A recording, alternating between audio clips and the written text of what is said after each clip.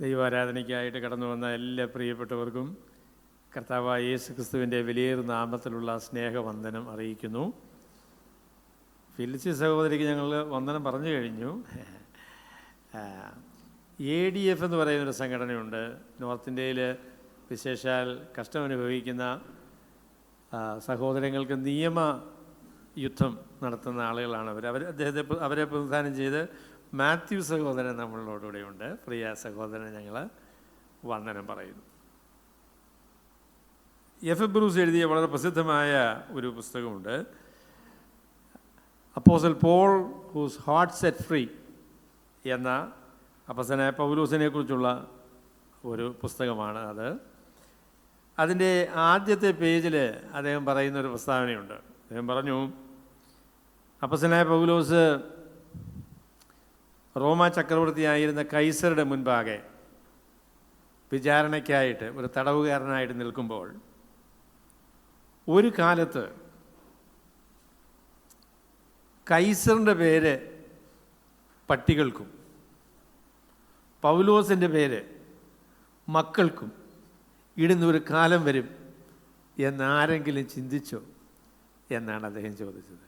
Has anyone thought that when Paul was standing before Caesar to be judged, a day was coming when people will name their children after Paul and their dogs after Caesar. പൗലോസ് എന്ന പേരുള്ള പട്ടികളെ നിങ്ങൾ കേട്ടിട്ടുണ്ടോ? ഇല്ല. Kaiser, അയ്യോ എന്ത് കർത്താവ്. അപ്പം അങ്ങനെ ഒരു കാലം വരുമെന്ന് ആരും വിചാരിച്ചില്ല കേട്ടോ. അത് ദൈവത്തിൻ്റെ അത്ഭുതകരമായ ക്രമീകരണമാണ്. ഇന്ന് ഞാൻ നിങ്ങളോട് പറയാൻ ആഗ്രഹിക്കുന്ന കാര്യം അപ്പോസ്തലനായ പൗലോസിൻ്റെ നിയോഗം എന്ന വിഷയമാണ്. അത് അപ്പോസ്തല പ്രവൃത്തികൾ 9-ാമത്തെ അധ്യായത്തിൻ്റെ ആദ്യത്തെ 19 വാക്യങ്ങളെ അധികരിച്ചാണ്. കഴിഞ്ഞ ആഴ്ചയിൽ പൗലോസിൻ്റെ മാനസാന്തരം, പൗലോസിൻ്റെ എങ്ങനെയാണ് താൻ രക്ഷിക്കപ്പെട്ടത് എന്നതിനെക്കുറിച്ചാണ് നമ്മൾ ചിന്തിച്ചത്. അതേ വാക്യങ്ങളെ അധികരിച്ചാണ് എങ്കിലും വേറൊരു വ്യത്യസ്തമായ ഒരു ആംഗിളിൽ അതിനെ കാണാനായിട്ട് ഞാൻ ആഗ്രഹിക്കുന്നു. കാരണം അപ്പോസ്തലനായ പൗലോസ് പറയുന്ന വളരെ പ്രധാനപ്പെട്ടൊരു കാര്യം, തൻ്റെ അപ്പോസ്തലത്വവും തൻ്റെ നിയോഗവും കർത്താവായ യേശു ക്രിസ്തു തനിക്ക് ദമസ്കോസിലേക്ക് പോകുന്ന വഴിയാത്രയിൽ വെച്ച് പ്രത്യക്ഷപ്പെട്ടപ്പോഴാണ് തനിക്ക് ലഭിച്ചത് എന്ന കാര്യം ഗലാത്യ ലേഖനം അതിൻ്റെ 1-ാമത്തെ അധ്യായത്തിൽ പൗലോസ് പറയുന്നുണ്ട്. അപ്പോൾ ആ വിഷയമാണ് ഇന്ന് ഞാൻ നിങ്ങളോട് പറയാനായിട്ട് ആഗ്രഹിക്കുന്നത്. അപ്പോൾ അതുകൊണ്ട് നിങ്ങൾ എന്നോട് ഒരുമിച്ച് അപ്പോസ്തല പ്രവൃത്തികൾ 9-ാമത്തെ അധ്യായത്തിലേക്ക് വരണം. അതിൻ്റെ ആദ്യത്തെ 19 വാക്യങ്ങൾ ഞാൻ വായിക്കുന്നു. ശൗൽ കർത്താവിൻ്റെ ശിഷ്യന്മാരുടെ നേരെ ഭീഷണിയും കൊലയും നിശ്വസിച്ചുകൊണ്ട് മഹാപുരോഹിതൻ്റെ അടുക്കൽ ചെന്നു. ദമസ്കോസിൽ ഈ മാർഗക്കാരായ വല്ല പുരുഷന്മാരെയോ സ്ത്രീകളെയോ കണ്ടാൽ അവരെ പിടിച്ചു കെട്ടി യെരുശലേമിലേക്ക് കൊണ്ടുവരുവാൻ തക്കവണ്ണം അവിടുത്തെ പള്ളികൾക്ക് അവനോട് അധികാരപത്രം വാങ്ങി. അവൻ പ്രയാണം ചെയ്ത് ദമസ്കോസിനെ സമീപിച്ചപ്പോൾ പെട്ടെന്ന് ആകാശത്തു നിന്ന് ഒരു വെളിച്ചം അവൻ്റെ ചുറ്റും മിന്നി. അവൻ നിലത്തു വീണു. ശൗലേ, ശൗലേ, നീ എന്നെ ഉപദ്രവിക്കുന്നത് എന്ത് എന്ന് തന്നോട് പറയുന്ന ഒരു ശബ്ദം കേട്ടു.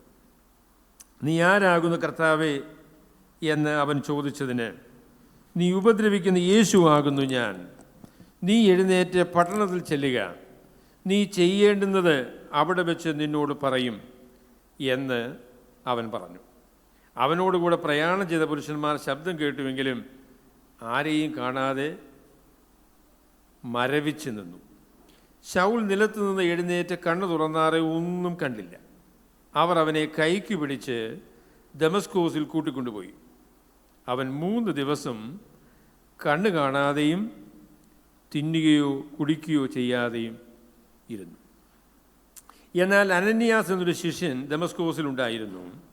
അവനെ കർത്താവ് ഒരു ദർശനത്തിൽ അനന്യാസേ എന്ന് വിളിച്ചു. കർത്താവേ, അടിയനിതാ എന്ന് അവൻ വിളി കേട്ടു. കർത്താവ് അവനോട്, നീ എഴുന്നേറ്റ് നേർവീതി എന്ന തെരുവിൽ ചെന്ന് യൂദയുടെ വീട്ടിൽ തർസോസുകാരനായ ശൗൽ എന്നു പേരുള്ളവനെ അന്വേഷിക്കാം. അവൻ പ്രാർത്ഥിക്കുന്നു. അനന്യാസ് എന്നൊരു പുരുഷൻ അകത്തു വന്ന് താൻ കാഴ്ച പ്രാപിക്കേണ്ടതിന് തൻ്റെ മേൽ കൈവയ്ക്കുന്നത് അവൻ കണ്ടിരിക്കുന്നു എന്ന് കൽപ്പിച്ചു. അതിന് അനന്യാസ്, കർത്താവേ, ആ മനുഷ്യൻ യെരൂശലേമിൽ നിന്റെ വിശുദ്ധന്മാർക്ക് എത്ര ദോഷം ചെയ്തു എന്ന് പലരും പറഞ്ഞ് ഞാൻ കേട്ടിരിക്കുന്നു. ഇവിടെയും നിന്റെ നാമത്തെ വിളിച്ചപേക്ഷിക്കുന്നവരെ ഒക്കെയും പിടിച്ചു കെട്ടുവാൻ അവന് മഹാപുരോഹിതന്മാരുടെ അധികാരപത്രമുണ്ട് എന്ന് ഉത്തരം പറഞ്ഞു. കർത്താവിനോട്, നീ പോകാം, അവൻ എൻ്റെ നാമം ജാതികൾക്കും രാജാക്കന്മാർക്കും ഇസ്രയേൽ മക്കൾക്കും മുൻപിൽ വഹിപ്പാൻ ഞാൻ തിരഞ്ഞെടുത്തിരിക്കുന്നൊരു പാത്രമാകുന്നു എന്ന് പറഞ്ഞു. എൻ്റെ നാമത്തിനു വേണ്ടി അവൻ എന്തെല്ലാം കഷ്ടമനുഭവിക്കേണ്ടതാകുന്നു എന്ന് ഞാൻ അവനെ കാണിക്കും എന്ന് പറഞ്ഞു. അങ്ങനെ അനന്യാസ് ആ വീട്ടിൽ ചെന്നു, അവൻ്റെ മേൽ കൈവച്ചു.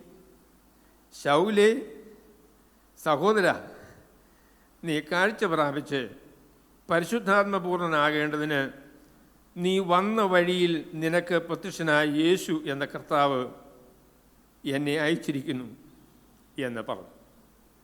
ഉടനെ അവൻ്റെ കണ്ണിൽ നിന്ന് ചെതുമ്പൽ പോലെ വീണു, കാഴ്ച ലഭിച്ചു. അവൻ എഴുന്നേറ്റ് സ്നാനമേൽക്കുകയും ആഹാരം കൈക്കൊണ്ട് ബലം പ്രാപിക്കുകയും ചെയ്തു. അവൻ ദമസ്കോസിലുള്ള ശിഷ്യന്മാരോടുകൂടെ കുറേ നാൾ പാർത്തു. ഞങ്ങളുടെ സ്നേഹമുള്ള കർത്താവേ, ഞങ്ങളുടെ ജീവിതങ്ങളെ സന്ദർശിക്കുന്ന അവിടുത്തെ അത്ഭുതകരമായ പദ്ധതികൾക്കായിട്ട് ഞങ്ങൾ നന്ദിയോടെ അങ്ങേ സ്തുതിക്കുന്നു. ഞങ്ങളുടെ ജീവിതങ്ങളെ വ്യതിയാനപ്പെടുത്തുവാൻ, ഞങ്ങളോട് വ്യക്തിബന്ധം സ്ഥാപിക്കുവാൻ സ്വർഗത്തിലെ ദൈവം കാണിക്കുന്ന അത്ഭുതകരമായ നീക്കങ്ങൾക്കായിട്ട് നന്ദിയോടെ സ്തോത്രം. കർത്താവേ, ഈ വചനത്തെ ഞങ്ങൾക്ക് വിഭാഗിച്ച് തരണമേ. അവിടെ ഞങ്ങളെ അനുഗ്രഹിക്കണമേ. കർത്താവായ യേശു ക്രിസ്തുവിൻ്റെ വിലയേറിയ നാമത്തിൽ തന്നെ.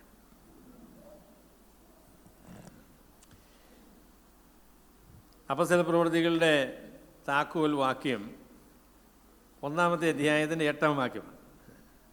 നിങ്ങൾക്കതറിയാം. എന്നാൽ പരിശുദ്ധാത്മാവ് വരുമ്പോൾ ശക്തി ലഭിച്ചിട്ട് നിങ്ങൾ യെരൂശലേമിലും യഹൂദയിൽ എല്ലായിടത്തും ശമരിയിലും ഭൂമിയുടെ അറ്റത്തോളം എൻ്റെ സാക്ഷികളാകും എന്ന് പറഞ്ഞു. അപ്പോസ്തലപ്രവൃത്തികളുടെ ആദ്യത്തെ 6 അധ്യായങ്ങൾ യെരൂശലേമിൽ എങ്ങനെയാണ് അപ്പോസ്തലന്മാർ കർത്താവിന് സാക്ഷികളായത് എന്നതിനെക്കുറിച്ചാണ്. 8-ാമത്തെ അധ്യായം വിശേഷാൽ ശമരിയയിൽ എങ്ങനെയാണ് കർത്താവിന് സാക്ഷികളായിട്ട് അവർ തീർന്നത് എന്നതിനെക്കുറിച്ചാണ്. 9-ാമത്തെ അധ്യായം ഒരു വഴിത്തിരിവാണ്. അവിടെയാണ് ലോകത്തിൻ്റെ അറ്റത്തോളം എങ്ങനെയാണ് സാക്ഷികളാകാൻ പോകുന്നത് എന്നതിനെക്കുറിച്ചുള്ള പരിപാടി ആരംഭിക്കുന്നത് അവിടെയാണ്. നമ്മൾ 7-ാമത്തെ അധ്യായത്തിൽ അതിൻ്റെ ഒരു പ്രതിധ്വനി കേൾക്കാനായിട്ട് സാധിക്കും. ആദിമസഭ യഹൂദന്മാർ ആയിരുന്നു എന്ന് നമുക്കറിയാം, അല്ലേ? അങ്ങനെയല്ലേ? They were all Jewish people and they were part of the temple. അവർ ആരാധനയും പരിപാടിയും ഒക്കെ നടത്തിയത് ദേവാലയത്തിലാണ്. എന്നാൽ ആ വിഷയത്തിൽ അങ്ങനെ ഒരു മുൻപോട്ടുള്ള പോക്ക് ശരിയല്ല എന്ന കാര്യം ആദ്യമായിട്ട് ഗ്രഹിച്ചത്, അല്ലെങ്കിൽ അതിൻ്റെ നിലപാട് സ്വീകരിച്ചത് സ്തേഫാനോസാണ്. സ്തേഫാനോസ് പറഞ്ഞു, ന്യായപ്രമാണവും പള്ളിയും ദേവാലയവുമായിട്ടൊന്നും ഇരിക്കാനായിട്ടല്ല ദൈവം നമ്മളെ വിളിച്ചിരിക്കുന്നത്. ഈ ഭൂമിയിലുള്ളതായിരിക്കുന്ന ഈ പരിപാടികളൊക്കെ അതൊക്കെ അതിൻ്റെ ഒരു ചിത്രം മാത്രമാണ്. യാഥാർത്ഥ്യമെന്ന് പറയുന്നത് അതിനെ മറികടക്കുന്നതാണ്. നിങ്ങൾ എനിക്ക് പണിയുന്ന ഈ ആലയം ഏതു വിധം, എൻ്റെ വിശ്രാമസ്ഥലവും ഏത്, ഇതൊക്കെയും എൻ്റെ കൈയല്ലയോ ഉണ്ടാക്കിയത് എന്ന് പറഞ്ഞു. അതിൻ്റെ പേരിൽ സ്തേഫാനോസ് കൊല്ലപ്പെട്ടു എന്നുള്ളതായിരിക്കുന്ന കാര്യം നമുക്കറിയാം. അപ്പം അതിനുശേഷമാണ് 8-ാമത്തെ അധ്യായത്തിൽ നമ്മൾ പൗലോസിനെ ആദ്യമായിട്ട് പരിചയപ്പെടുന്നത്. 7-ാമത്തെ അധ്യായത്തിൻ്റെ അവസാന ഭാഗത്ത് പൗലോസ് ഉണ്ട്. സ്തേഫാനോസിനെ കല്ലെറിയുന്ന ആൾക്കാരുടെ വസ്ത്രം സൂക്ഷിച്ചുകൊണ്ട് നിന്നത് ശൗല് എന്ന് പറയുന്നതായിരിക്കുന്ന മനുഷ്യനാണ്. ഞാൻ ശൗലിനെ കുറിച്ച് ഒരു വാക്ക് പറഞ്ഞ് ഞാൻ അടുത്ത പ്രസ്താവന പറയാം. ചില ആളുകൾ, ചില സഹോദരന്മാർ തന്നെ പറയുമ്പോൾ ശൗലിനെ പൗലോസാക്കിയ ദൈവം എന്ന് പറയുന്നത് ഞാൻ കേട്ടിട്ടുണ്ട്. അത് ശരിയായ പ്രസ്താവനയല്ല കേട്ടോ. ശൗലിനെ പൗലോസാക്കിയില്ല, പൗലോസിനെ ശൗലും ആക്കിയില്ല. ശൗലും പൗലോസും അദ്ദേഹത്തിൻ്റെ ആരംഭം മുതൽ അവസാനം വരെയുള്ള രണ്ട് പേരുകളാണ്. ശൗലെന്ന് പറയുന്നത് തൻ്റെ എബ്രായ പേരും പൗലോസ് എന്ന് പറയുന്നത് തൻ്റെ യവന അല്ലെങ്കിൽ റോമ പേരും ആണ്. അതെങ്ങനെ നമ്മൾ അറിയുന്നേ? പറയാം. അപ്പോസ്തലരുടെ പ്രവൃത്തി 13-ാമത്തെ അധ്യായത്തിൻ്റെ 9-ാം വാക്യത്തിൽ ലൂക്കോസ് എന്ന് പറഞ്ഞിട്ടുണ്ട്. റോമാ പേരാണ്, എബ്രായ പേരാണെന്ന് പറഞ്ഞിട്ടില്ല. എന്നാൽ പൗലോസ് എന്നും പേരുള്ള ശൗൽ, അങ്ങനെ പറഞ്ഞേക്കുന്നത് അല്ലേ? പൗലോസ് എന്ന് പേരുള്ള ശൗൽ എന്ന് പറഞ്ഞാൽ ഈ രണ്ട് പേരും പൗലോസിൻ്റെ രണ്ട് പേരുകളാണ്. പൗലോസ് എന്നും ശൗൽ എന്നും അത് അവസാനം വരെ അദ്ദേഹം ഉപയോഗിച്ചിട്ടുണ്ട്. അദ്ദേഹം ജാതികളുടെ അപ്പോസ്തലൻ എന്നുള്ള നിലയിൽ പ്രവർത്തിക്കാനായിട്ട് തുടങ്ങിയപ്പോൾ അദ്ദേഹത്തെ പൗലോസ് എന്ന പേരിലാണ് നമ്മൾ അറിയുന്നത്. എന്നാൽ ശൗൽ എന്നുള്ള പേര് വിട്ടിട്ടില്ല കേട്ടോ. 22-ാമത്തെ അധ്യായത്തിൽ തൻ്റെ സാക്ഷ്യം പറയുമ്പോൾ എന്താ പറയുന്നത്? പൗലോസാക്കിയോ? ഇല്ല, ശൗലേ ശൗലേ എന്നാ പറയുന്നത്. അപ്പോൾ അതുകൊണ്ട് ആ പേര് രണ്ടും തനിക്കുള്ള പേരാണ്. അപ്പോൾ ശൗലിനെ പൗലോസാക്കിയ ദൈവം എന്നുള്ള പ്രസ്താവന ശരിയായിരിക്കുന്ന പ്രസ്താവനയല്ല. ശൗല് പൗലോസായിട്ടില്ല, പൗലോസ് ശൗലുമായിട്ടില്ല. അത് രണ്ടും തനിക്കുണ്ടായിരുന്ന പേരുകൾ ആണ് എന്നാണ് ഞാൻ പറയാൻ ആഗ്രഹിക്കുന്നത്. ശരി, അപ്പോൾ 8-ാമത്തെ അധ്യായത്തിൽ നമ്മൾ വരുമ്പോൾ പൗലോസ് അല്ലെങ്കിൽ ശൗല് ദൈവസഭയെ ഉപദ്രവിക്കാനായിട്ട് അങ്ങനെ ഭയങ്കര ചൂട് പിടിച്ച് ഉപദ്രവമാണ്. ഒരു 3 വാക്യത്തിൽ ഉപദ്രവത്തെക്കുറിച്ച് പറഞ്ഞിട്ടുണ്ട് കേട്ടോ. അതിനുശേഷം ഫിലിപ്പോസ് എന്ന് പറയുന്നൊരു ദൈവ മനുഷ്യനിലൂടെ ദൈവം ചെയ്ത അത്ഭുതകരമായ ദൈവവേലയെക്കുറിച്ചാണ് പറയുന്നത്. ശമരിയ എന്ന് പറയുന്ന സ്ഥലത്ത് അത്ഭുതകരമായ രീതിയിൽ ആയിരക്കണക്കിന് ആളുകൾ രക്ഷിക്കപ്പെടത്തക്ക രീതിയിലുള്ള പ്രവർത്തനമാണ് ഫിലിപ്പോസ് ചെയ്തത്. എന്നിട്ട് പിന്നെ അതിനുശേഷം നമ്മൾ കാണുന്ന ആൾ ഷണ്ണനാണ്. എത്യോപ്യയിൽ നിന്നുള്ളതായിരിക്കുന്ന ഒരാൾ സുവിശേഷം സ്വീകരിച്ച് സന്തോഷത്തോടുകൂടെ പോകുന്നതായിട്ട് നമ്മൾ അവിടെ വായിക്കും. അവിടെ 9-ാമത്തെ അധ്യായം ആരംഭിക്കുന്നത് എന്നാൽ എന്ന് പറഞ്ഞുകൊണ്ടാണ്. അപ്പം ഞാനൊരു കാര്യം അതിനെക്കുറിച്ച് ഒരു പ്രസ്താവനയായിട്ട് പറയുകയാണ്. അതെന്താണെന്ന് ചോദിച്ചാൽ, ദൈവത്തിനെതിരെ മനുഷ്യൻ നിന്നാൽ അവൻ്റെ പ്രവർത്തനം വിജയിക്കുകയില്ല എന്ന് തന്നെയാണ് ദൈവത്തിൻ്റെ വചനം പറയുന്നത്. പൗലോസ് ഭയങ്കര ഉപദ്രവകാരിയാണ് കേട്ടോ.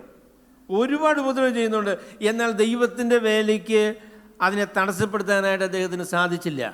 ആ കാര്യമാണ് 8-ാമത്തെ അധ്യായത്തിൽ പറയുന്നത്. പൗലോസിൻ്റെ പീഡനം ഉപദ്രവം ഉണ്ടാക്കി എന്നുള്ള കാര്യം ശരിയാണ്. എന്നാൽ സഭയുടെ വളർച്ചയ്ക്കും വർധനവിനും അത് തടസ്സം ചെയ്യാനായിട്ട് സാധിച്ചില്ല എന്ന കാര്യമാണ് നമ്മൾ കാണുന്നത്. 8-ാമത്തെ അധ്യായത്തിൽ ഒരു കാര്യം കൂടെ ഞാൻ പറയാം. അതെന്താണെന്ന് ചോദിച്ചാൽ, വഴി അല്ലെങ്കിൽ മാർഗം അല്ലെങ്കിൽ റോഡ് എന്ന് പറയുന്ന വാക്ക് 8-ാമത്തെ അധ്യായത്തിലെ ഒരു പ്രധാനപ്പെട്ട ഒരു വാക്കാണ്. നിങ്ങൾ ശ്രദ്ധിച്ചിട്ടുണ്ടോ എന്ന് എനിക്കറിയത്തില്ല. ഫിലിപ്പോസ് ഗസയ്ക്ക് പോകുന്ന നിർജ്ജനമായ ഒരു വഴിയിലേക്ക് പോകാനായിട്ട് പറഞ്ഞു. അങ്ങനെ ആണ് നമ്മൾ അവിടെ കാണുന്നത്. He was led to a road which was a deserted road. ഗസയ്ക്ക് പോകുന്നതായിരിക്കുന്ന ഒരു നിർജ്ജനമായ വഴി. അപ്പോൾ ആ നിർജ്ജനമായ വഴിയിൽ ദൈവത്തെ അന്വേഷിക്കുന്ന ഒരു മനുഷ്യൻ, അതാണ് ഷണ്ണൻ. അദ്ദേഹം കടന്നു വരുന്നു. അദ്ദേഹം ഫിലിപ്പോസ് അദ്ദേഹത്തോട് സുവിശേഷം പറയുന്നു. അദ്ദേഹം രക്ഷിക്കപ്പെടുന്നു, സ്നാനപ്പെടുന്നു. അതിനുശേഷം പിന്നെ അദ്ദേഹത്തെക്കുറിച്ച് പറഞ്ഞൊരു വാക്ക് കൊണ്ട് കിട്ടുമോ? അതെന്താ? സന്തോഷത്തോടുകൂടെ ഷണ്ണൻ തൻ്റെ വഴിക്ക് പോയി, തൻ്റെ വഴിക്ക്. So there is A road that he is travelling. സന്തോഷത്തിൻ്റെ ഒരു വഴിയുണ്ട് കേട്ടോ. എന്നാൽ പൗലോസ് സഞ്ചരിക്കുന്നൊരു വഴിയുണ്ട്. ഈ മാർഗക്കാരായിരിക്കുന്ന ആളുകളെ ഒക്കെ ഉപദ്രവിക്കാനായിട്ട് യേശുവിൻ്റെ വഴിക്ക് എതിരെ നിൽക്കുന്ന ഒരാളായിട്ടാണ് നമ്മൾ പൗലോസിനെ കാണുന്നത്. അപ്പം ഞാൻ എൻ്റെ ആദ്യത്തെ പ്രസ്താവന, ഞാൻ ആദ്യത്തെ പ്രസ്താവന പറഞ്ഞു കേട്ടോ, അതിനേക്കാൾ ശക്തമായ ആദ്യത്തെ പ്രസ്താവന എന്ന് പറയുന്നത് എൻ്റെ ഈ ചോദ്യമാണ്. അതെന്താണെന്ന് ചോദിച്ചാൽ, നിങ്ങൾ ഏത് വഴിയിൽ സഞ്ചരിക്കുന്നയാളാണ് എന്ന ചോദ്യം. അല്ലെങ്കിൽ ഞാൻ ഏത് വഴിയിലാണ് സഞ്ചരിക്കുന്നത്? ദൈവത്തിൻ്റെ ഇഷ്ടം ചെയ്യുവാൻ കർത്താവായ യേശുക്രിസ്തു ഒരുക്കിയ ആ മനോഹരമായിരിക്കുന്ന പാതയിലൂടെയാണോ സഞ്ചരിക്കുന്നത്, അതോ അതിനെതിരായിട്ടാണോ സഞ്ചരിക്കുന്നത്? എൻ്റെ പ്രിയപ്പെട്ടവരോട്, കേൾവിക്കാരോട് ഞാൻ ചോദിക്കാം, നിങ്ങൾ ഏത് വഴിയിലാണ് സഞ്ചരിക്കുന്നത്? ഷണ്ണൻ സുവിശേഷം സ്വീകരിച്ചതിന് ശേഷം സന്തോഷത്തോടുകൂടെ തൻ്റെ വഴിക്ക് പോയി. തൻ്റെ ആ ഒരു യാത്രയിലാണ്. It's a road of joy and happiness. സന്തോഷത്തിൻ്റെയും ദൈവ സാന്നിധ്യത്തിൻ്റെയും അനുഗ്രഹത്തിൻ്റെയും ഒരു വഴി ദൈവം നമുക്ക് വേണ്ടി തുറന്നു തന്നിട്ടുണ്ട്. അത് കർത്താവായ യേശുക്രിസ്തുവാണ്. അതുകൊണ്ട് ആദിമ വിശ്വാസികൾ തങ്ങളുടെ വിശ്വാസത്തെ വിളിച്ചത് വഴി എന്നാണ് വിളിച്ചത്, മാർഗം. ഈ മാർഗക്കാരായ ഞങ്ങൾ സുറിയൻ ക്രിസ്ത്യാനികളാകട്ടെ, സുറിയൻ ക്രിസ്ത്യൻസ്, സുറിയൻ ഏത് കൂടിയ സുറിയനാണ്. അവിടെ അങ്ങനെയുള്ള ആളുകൾ പുതിയ വിശേഷാൽ താഴ്ന്ന വർഗത്തിൽ നിന്നൊക്കെ വരുന്ന ആളുകളെ മാർഗം കൂടിയ ആളുകളെന്ന് പറയും. നിങ്ങൾ കേട്ടിട്ടുണ്ടോ അത്? അവർ മാർഗം കൂടിയ ആളുകളാണെന്ന് പറയും. ഈ മാർഗം കൂടുക എന്ന് പറയുന്നൊരു നല്ല കാര്യമാണ്. ഈ സുറിയന്മാർ മാർഗം കൂടിയ ആളുകളല്ല, അവർക്ക് മാർഗമില്ല, അവർക്ക് പേരേ ഉള്ളൂ. എന്നാൽ മാർഗം കൂടിയ ആളുകൾ, അവർക്ക് വഴി കിട്ടി, വഴി പിടിച്ചു. കർത്താവായ യേശുക്രിസ്തുവിൻ്റെ എൻ്റെ വിശ്വാസമെന്ന് പറയുന്നത് അതൊരു മാർഗമാണ്, അതൊരു വഴിയാണ്, അത് ഒരു മതമല്ല, അതൊരു മാർഗമാണ്. അപ്പം ഞാൻ നിങ്ങളോട് ചോദിക്കാൻ ആഗ്രഹിക്കുന്നു, നിങ്ങൾ മാർഗക്കാരാണോ? മാർഗം കൂടിയ ആളുകളാണോ? അതോ സുറിയനായിട്ട് നിൽക്കുന്ന ആളുകളാണ്? നിങ്ങൾ ഏത് വഴിയിലാണ് യാത്ര ചെയ്യുന്നത്? കർത്താവായ യേശുക്രിസ്തുവാണ് കേട്ടോ ജീവിതത്തിൽ ദൈവത്തോടുള്ള ബന്ധത്തിനുള്ള വഴിയെന്ന് പറയുന്നത് യേശുക്രിസ്തുവാണ്. ജീവിതത്തിൽ സമാധാനത്തിനുള്ള വഴിയെന്ന് പറയുന്നത് യേശുക്രിസ്തുവാണ്. യേശുക്രിസ്തുവിനെ വിട്ട് നിങ്ങൾ യാത്ര ചെയ്യുന്നുവെങ്കിൽ നിങ്ങളുടെ യാത്ര ദുരിതപൂർണമായിരിക്കുന്ന യാത്രയാണ്, അപകടകരമായിരിക്കുന്ന യാത്രയാണ്. ഞാൻ ആ ചോദ്യം ഒന്നും കൂടെ ചോദിക്കുന്നു, നിങ്ങൾ ഏത് വഴിയിൽ യാത്ര ചെയ്യുന്ന ആളുകളാണ്? കർത്താവിനോട് ചേർന്ന് 91 സങ്കീർത്തനക്കാരനൊക്കെ പറയുന്നത് പോലെ അത്യുന്നതൻ്റെ മറവിൽ വസിക്കുകയും സർവശക്തൻ്റെ നിഴലിൻ കീഴിൽ പാർക്കുകയും ചെയ്തത്. I am on the right road. ഞാൻ ശരിയായിരിക്കുന്ന വഴിയെ പോകുന്ന ഒരാളാണ്. യേശുക്രിസ്തുവാണ് എൻ്റെ വഴികാട്ടി. യേശുക്രിസ്തുവിനെ പിൻഗമിക്കുന്ന ആളാണ് ഞാൻ ദൈവത്തോടുള്ള ബന്ധം കർത്താവായ യേശുക്രിസ്തുവിൽ കണ്ടെത്തിയിരിക്കുന്നു. എന്നാൽ ഇദ്ദേഹം പൗലോസിൻ്റെ ആദ്യ ഭാഗത്ത് നമ്മൾ കാണുമ്പോൾ അദ്ദേഹം ഈ മാർഗക്കാർക്ക് എതിരെ നിൽക്കുന്ന, കർത്താവിന് ശിഷ്യന്മാർക്ക് ഉപദ്രവം ഉണ്ടാക്കുന്ന, ഇതിനെതിരെ നിൽക്കുന്ന ഒരു യാത്രയാണ്. നിങ്ങൾ ആ യാത്രയുടെ പ്രത്യേകത നോക്കിയാൽ നിങ്ങൾക്ക് അറിയാം. എൻ്റെ ആദ്യ ഭാഗത്ത് വായിച്ചു നോക്കി അറിയാം, എല്ലാം ആക്റ്റീവ് വോയിസിലാണ് പറഞ്ഞേക്കുന്നത് കേട്ടോ. ആക്റ്റീവ് എന്നാൽ പൊതുവെ പറയുമ്പോൾ. എന്നാൽ കർത്താവിന് ശിഷ്യന്മാരുടെ നേരെ കൊലയും ഭീഷണിയും നിശ്വസിച്ചുകൊണ്ട് മഹാപുരോഹിതൻ്റെ അടുക്കൽ ചെന്നു. ദമസ്കോസിൽ പാർക്കുന്ന ആളെ പിടിക്കാനായിട്ട് അവനോട് അധികാരപത്രം വാങ്ങി. എന്നിട്ട് അവൻ ഇങ്ങനെ യാത്ര ചെയ്യുക. എല്ലാം ആക്റ്റീവാണ് എന്ന് പറഞ്ഞാൽ ഈ തെറ്റായ വഴിയിൽ നടക്കുന്ന ആളുകളുടെ ജീവിതത്തെ നിയന്ത്രിക്കുന്ന അവർ തന്നെയാണ് കേട്ടോ. തെറ്റായ വഴിയിൽ നടക്കുന്ന ആളുകൾ അവർ തെറ്റായ വഴിയിലാണെന്നുള്ള മനസ്സിലാക്കാനുള്ള ഏറ്റവും നല്ല മാർഗം എന്തുവാ? Who is directing your steps? നിങ്ങളെ ആരാ നിയന്ത്രിക്കുന്നത്? അത് നിങ്ങൾ തന്നെയാണ്. എനിക്കിഷ്ടമുള്ളതൊക്കെ ഞാൻ ചെയ്യും, അല്ലാതെ മറ്റാരും പറയുന്നത് ഞാൻ കേൾക്കൂല. അത് ശരി, you are on the wrong path my brother. എൻ്റെ പ്രിയ സ്നേഹിത, നിങ്ങൾ തെറ്റായിരിക്കുന്ന വഴിയിലാണ്. ഈ ശൗല് തനിക്ക് ഇഷ്ടമുള്ളതൊക്കെ ചെയ്യും. അപ്പോഴിവിടെ മഹാപുരോഹിതൻ്റെ അടുക്കൽ ചെന്ന് അദ്ദേഹം അധികാരപത്രം വാങ്ങിയെന്ന് പറയുമ്പോഴേ ഇസ്രയേലിലെ മതത്തിലെ ഏറ്റവും പ്രമുഖനായിരിക്കുന്ന ആളാണ് മഹാപുരോഹിതൻ എന്ന് പറയുന്നയാൾ. അദ്ദേഹത്തിന് ഒരു കൈക്കാരനാണ് പൗലോസ്. ചെന്നാൽ എഴുത്തു കൊടുക്കും. എനിക്കിപ്പം പിന്നെ പിണറായി വിജയൻ്റെ അടുത്ത് പോയി എഴുത്ത് വാങ്ങിക്കണമെന്ന് പറഞ്ഞാൽ എനിക്ക് പോകാൻ പറ്റില്ല കേട്ടോ.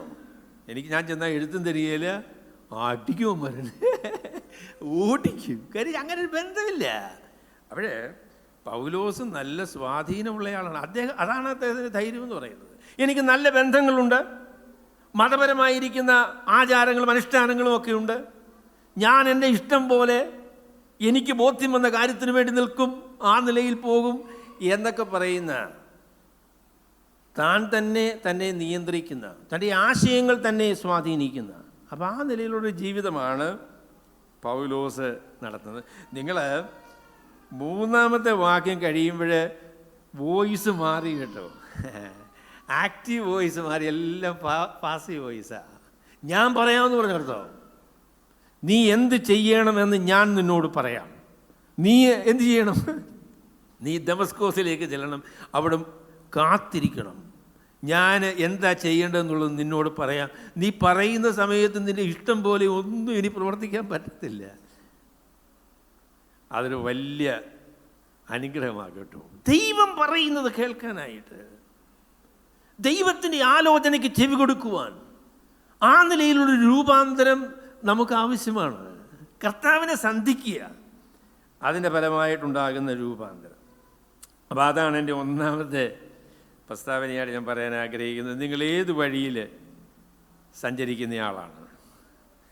നിങ്ങൾക്ക് ധൈര്യമായിട്ട് പറയാൻ പറ്റുമോ, ഞാൻ സഞ്ചരിക്കുന്ന വഴി എന്ന് പറയുന്നത് എൻ്റെ കർത്താവ് എനിക്ക് വേണ്ടി ഒരുക്കി തന്ന, കർത്താവ് നിയന്ത്രിക്കുന്ന, കർത്താവുമായുള്ള ബന്ധത്തിൽ യാത്ര ചെയ്യുന്ന ആ ഇടുക്കവും ഞെരുക്കവുമുള്ള വഴിയെ കൂടാണ് ഞാൻ പോകുന്നത് എന്ന് പറയാൻ നിങ്ങൾക്ക് സാധിച്ചാൽ, ഞാൻ നിങ്ങളോടൊപ്പമുണ്ട്, ഞാൻ നിങ്ങളോടൊരുമിച്ച് ഞാനും കൈയിടിക്കാം.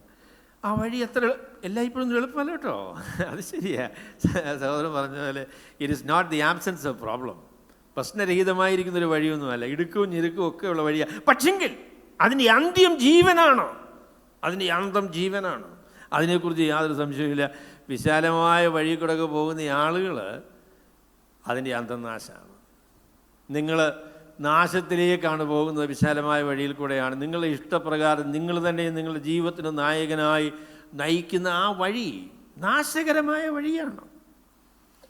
അപ്പോഴതാണ് എൻ്റെ ആദ്യത്തെ ചോദ്യം. രണ്ടാമത്തെ പ്രസ്താവനയാണ് ഏറ്റവും പ്രധാന പ്രസ്താവനയായിട്ട് ഞാൻ പറയാൻ ആഗ്രഹിക്കുന്നത്. അപ്പോസ്തലനായ പൗലോസ് ഈ വഴിയിൽ കർത്താവുമായിട്ട് സന്ധിച്ചു, കർത്താവുമായിട്ട് കണ്ടുമുട്ടി. ഈ കണ്ടുമുട്ടലിനെ അദ്ദേഹം കർത്താവായ യേശു ക്രിസ്തുവിൻ്റെ പ്രത്യക്ഷത എന്നാണ് വിളിച്ചിരിക്കുന്നത്. അപ്പോൾ നമ്മൾ കർത്താവായ യേശു ക്രിസ്തുവിനെ കുറിച്ചുള്ള ദർശനങ്ങൾ, അല്ലെങ്കിൽ ചില ആളുകൾക്ക് ദർശനം കിട്ടുന്നൊക്കെ പറയും, എനിക്ക് അത്ര വിശ്വാസം ഇല്ല എന്ന് ഞാൻ സംഭവിക്കില്ലെന്നൊന്നും ഞാൻ പറയല്ലേ കേട്ടോ. മുസ്ലിം രാജ്യങ്ങളിലൊക്കെ ചില ആളുകൾ യേശുവിനെ സ്വപ്നത്തിലൊക്കെ കാണും. അപ്പോൾ അവർ പറയും മുഹമ്മദ് നബി ഒന്നുമല്ല ആള്, യേശുവിനെ അനുഭവിക്കാൻ പറയും. അങ്ങനെ ഒരുപാട് ആൾക്കാർ സ്വപ്നം കണ്ടാണ് വിശ്വാസികളായെന്നൊക്കെ ഞാൻ കേട്ടിട്ടുണ്ട്. ശരിയായിരിക്കാം, എനിക്ക് വിരോധമില്ല. പക്ഷെങ്കിൽ അപ്പോസ്തലനായ പൗലോസിന് ലഭിച്ചതുപോലെയുള്ള ഒരു കാഴ്ചയല്ല അവർക്ക് ആർക്ക് ലഭിക്കുന്നത്. കാരണം പൗലോസിന് ലഭിച്ചതായിരിക്കുന്ന കാഴ്ചയെക്കുറിച്ച് അദ്ദേഹം പറയുന്നത്, അപ്പോസ്തലന്മാർക്ക് പത്രോസിനും യാക്കോബിനും യോഹന്നാനും പിന്നെയുള്ള ശിഷ്യന്മാർക്കും എല്ലാം കിട്ടിയതുപോലെ അതേ തരത്തിലുള്ള ഒരു പ്രത്യക്ഷതയാണ് പൗലോസിന് ലഭിച്ചതെന്ന് അദ്ദേഹം പറയുന്നത്. 1 കൊരിന്ത്യർ 15-ാമത്തെ അധ്യായത്തിൽ അതുകൊണ്ടല്ലേ അദ്ദേഹം പറഞ്ഞു, കർത്താവായ യേശു ക്രിസ്തു ഉയർത്തെഴുന്നേറ്റു, ആദ്യം പത്രോസിനും പിന്നെ യാക്കോബിനും ശേഷം 12 പേർക്കും പ്രത്യക്ഷനായി, ഒടുവിൽ അകാല പ്രജ പോലെയുള്ള എനിക്കും പ്രത്യക്ഷനായി. അപ്പം കർത്താവായ യേശു ക്രിസ്തുവിനെ ദമസ്കോസിലേക്കുള്ള ഈ യാത്രയിൽ താൻ സന്ധിക്കുന്നത് കർത്താവായ യേശു ക്രിസ്തുവിൻ്റെ അക്ഷരീകമായ ഒരു സന്ദർശനമാണ്. He confronted Jesus in a literal way. അക്ഷരീകമായ നിലയിൽ കർത്താവായ യേശു ക്രിസ്തു അദ്ദേഹത്തിന് പ്രത്യക്ഷപ്പെട്ട് മറ്റാരും കണ്ടില്ല കേട്ടോ. മറ്റുള്ളൊരു ശബ്ദം കേൾക്കുകയും വലിയ ബഹളമൊക്കെ കേട്ടുവെങ്കിലും മറ്റാരും കണ്ടില്ല. അപ്പം പൗലോസിന് യേശു ക്രിസ്തുവിനെ കാണാൻ പറ്റി. യേശു ക്രിസ്തുവിനെ മറ്റപ്പസ്തലന്മാർ കണ്ടതുപോലെ തന്നെ യേശു ക്രിസ്തുവിനെ കണ്ടു. അതാണ് തൻ്റെ ജീവിതത്തെ സമ്പൂർണ്ണമായിട്ടും വ്യതിയാനപ്പെടുത്തിയ സംഭവം എന്ന് പറയുന്നത് അതാണ്. അപ്പം ഞാനതിനെക്കുറിച്ച് ഒരു പ്രസ്താവന പറയും. യേശു ക്രിസ്തുവുമായിട്ട് സന്ധിക്കാതെ ആർക്കും രക്ഷിക്കപ്പെടാനായിട്ട് സാധിക്കില്ല. യേശു ക്രിസ്തു പൗലോസിന് കിട്ടിയതുപോലെയുള്ള ആ ദർശനം കിട്ടത്തില്ല, ശരിയാ. പക്ഷേ യേശു ക്രിസ്തുവുമായിട്ടുള്ള ഒരു എൻകൗണ്ടർ എന്ന് പറയുന്നത് അനിവാര്യമായ കാര്യമാണ്. കർത്താവുമായി സന്ധിക്കാതെ നമുക്ക് രക്ഷിക്കപ്പെടാനായിട്ട് സാധിക്കില്ല. അതുപോലെ ചോദ്യമായിട്ട് ഞാൻ നിങ്ങളോട് ചോദിക്കുന്നു, നിങ്ങൾ കർത്താവുമായിട്ട് സന്ധിച്ചിട്ടുള്ള ആളുകളാണോ? Did you have an encounter with Jesus? Yesu ക്രിസ്തുവിനെ വ്യക്തിപരമായി സന്ധിച്ചു. യേശു ക്രിസ്തുവിനെ എനിക്ക് മനസ്സിലായി. യേശു ക്രിസ്തു ആരാണ് എന്നുള്ള കാര്യം എനിക്ക് ബോധ്യമായി. യേശു ക്രിസ്തുവിൻ്റെ പാപപരിഹാര ബലി എൻ്റെ പാപങ്ങൾക്ക് മതിയായതാണ് എന്ന് മനസ്സിലാക്കി യേശു ക്രിസ്തുവിനെ ഞാൻ സ്വീകരിച്ച ആളാണ് എന്ന ഒരു അവസ്ഥ രക്ഷിക്കപ്പെട്ട എല്ലാ ദൈവമക്കളുടെയും അവസ്ഥയാണ്. നിങ്ങൾ വ്യക്തിപരമായ രീതിയിൽ കർത്താവിനെ കണ്ടുമുട്ടിയിട്ടില്ലെങ്കിൽ രക്ഷിക്കപ്പെട്ട ആളല്ല. ഞാൻ ഇന്ന സമുദായത്തിൽ ജനിച്ച ആളാണ്, സൂര്യനാണ്, അതുകൊണ്ട് എന്ത് കിട്ടും എനിക്ക്? ഞാൻ എനിക്ക് കിട്ടി. നിങ്ങൾക്കൊന്നും കിട്ടിയില്ലെന്നേ, നിങ്ങൾക്കൊന്നും കിട്ടിയില്ല. നിങ്ങൾ കർത്താവായ യേശു ക്രിസ്തുവിനെ കണ്ടിട്ടുണ്ടോ? യേശു ക്രിസ്തുവുമായുള്ള വ്യക്തിപരമായ ബന്ധം നിങ്ങൾക്കുണ്ടോ? നിങ്ങളുടെ പാപങ്ങൾക്ക് പരിഹാരം വന്നു എന്നുള്ള ഉറപ്പ് നിങ്ങൾക്ക് ലഭിച്ചിട്ടുണ്ടോ? അങ്ങനെ ഒരു ബന്ധം നമ്മൾ സ്ഥാപിക്കാതെ വിശ്വാസികളാകാനായിട്ട്, ക്രിസ്ത്യാനികളാകാനായിട്ട് സാധിക്കില്ല. അതാണ് ബൈബിൾ പറയുന്ന കാര്യം. അപ്പോൾ അതിനോടനുബന്ധിച്ചാണ് എൻ്റെ രണ്ടാമത്തെ പ്രസ്താവന ഞാൻ പറയാൻ പോകുന്നത്. കർത്താവായ യേശുക്രിസ്തുവിൻ്റെ സുവിശേഷവും അപ്പസ്തലനായ പൗലോസിൻ്റെ നിയോഗവും കർത്താവായ യേശുക്രിസ്തുവിനെ കണ്ടുമുട്ടിയ ആ അവസരത്തിലാണ് പൗലോസിന് ലഭിക്കുന്നത്. അതാണ് ഞാൻ പറയാൻ പോകുന്ന കാര്യം. അപ്പസ്തലനായ പൗലോസിൻ്റെ സുവിശേഷവും അതുപോലെ തന്നെ അപ്പസ്തലനായ പൗലോസിൻ്റെ നിയോഗവും, താൻ അപ്പസ്തലനായതും താൻ മിഷനറി ആയതും താൻ ചെയ്ത വേലകളെല്ലാം ചെയ്യാനായിട്ട് അതിനുള്ളതായ നിയോഗം, അതിനായിട്ടുള്ള വേർതിരിക്കൽ, അതിനായിട്ടുള്ള അപ്പോയിൻമെൻറ്റ് എന്ന് പറയുന്നത് ഈ സന്ദർഭത്തിലാണ് തനിക്ക് കിട്ടുന്നത്.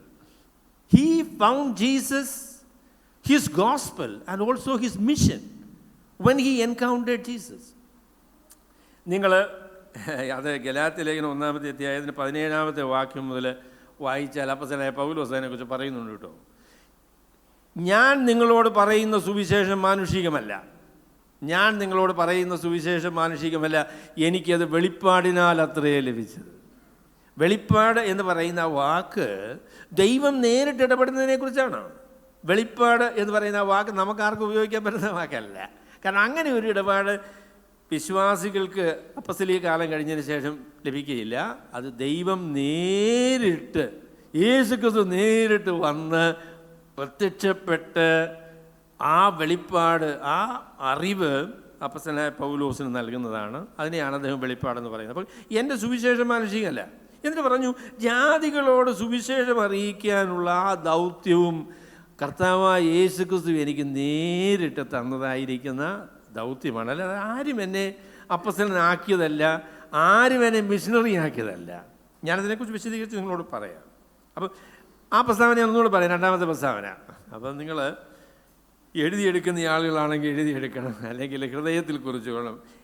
അപ്പസ്തലനായ പൗലോസിൻ്റെ സുവിശേഷവും അദ്ദേഹത്തിൻ്റെ അപ്പസ്തലിക നിയോഗവും കർത്താവായ യേശുക്രിസ്തുവിനെ കണ്ടുമുട്ടിയ ആ അവസരത്തിലാണ് തനിക്ക് ലഭിക്കുന്നത്. അതാണ് ഞാൻ രണ്ടാമത് നിങ്ങളോട് പറയാൻ ആഗ്രഹിക്കുന്നത്. അപ്പം കർത്താവായ യേശുക്രിസ്തുവിനെ കുറിച്ച് അദ്ദേഹം ചോദിക്കുന്ന ഒരു ചോദ്യമുണ്ട് കേട്ടോ. നീ ആരാകുന്നു കർത്താവ് എന്നാ ചോദിക്കാൻ ഉള്ള പറഞ്ഞാൽ അത് വളരെ രസകരമായിരിക്കുന്ന ഒരു ചോദ്യമാണ്.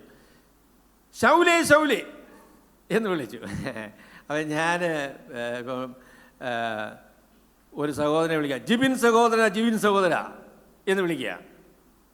നീ ആരാകുന്നു എന്ന് ചോദിക്കും തിരിച്ച്. ഇല്ല, കാര്യം ചോദിച്ചാൽ ജിബിൻ സഹോദരൻ അറിയാവുന്ന ഒരാളല്ലേ.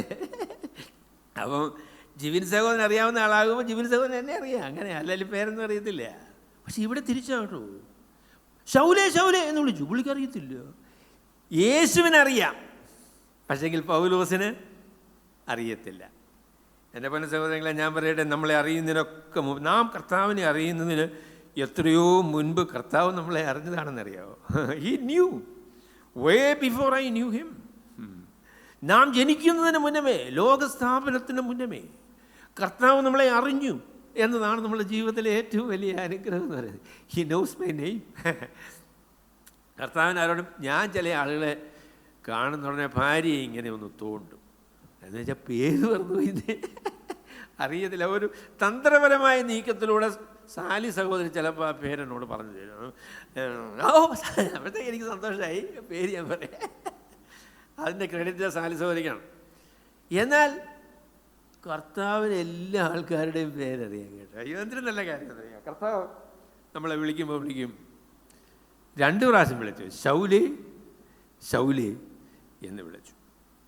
പക്ഷേ പൗലോസിനെ അറിയത്തില്ലായിരുന്നു കേട്ടോ. He never knew Jesus.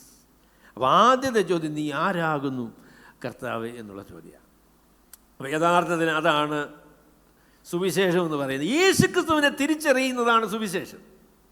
പറഞ്ഞല്ലോ, അബ്രഹാമിന്, ദാവീദിൻ്റെ സന്തതിയായി ജനിച്ച യേശുക്രിസ്തുവിനെ ഓർത്തുകൊള്ളുക, അതാകുന്നു എൻ്റെ സുവിശേഷം.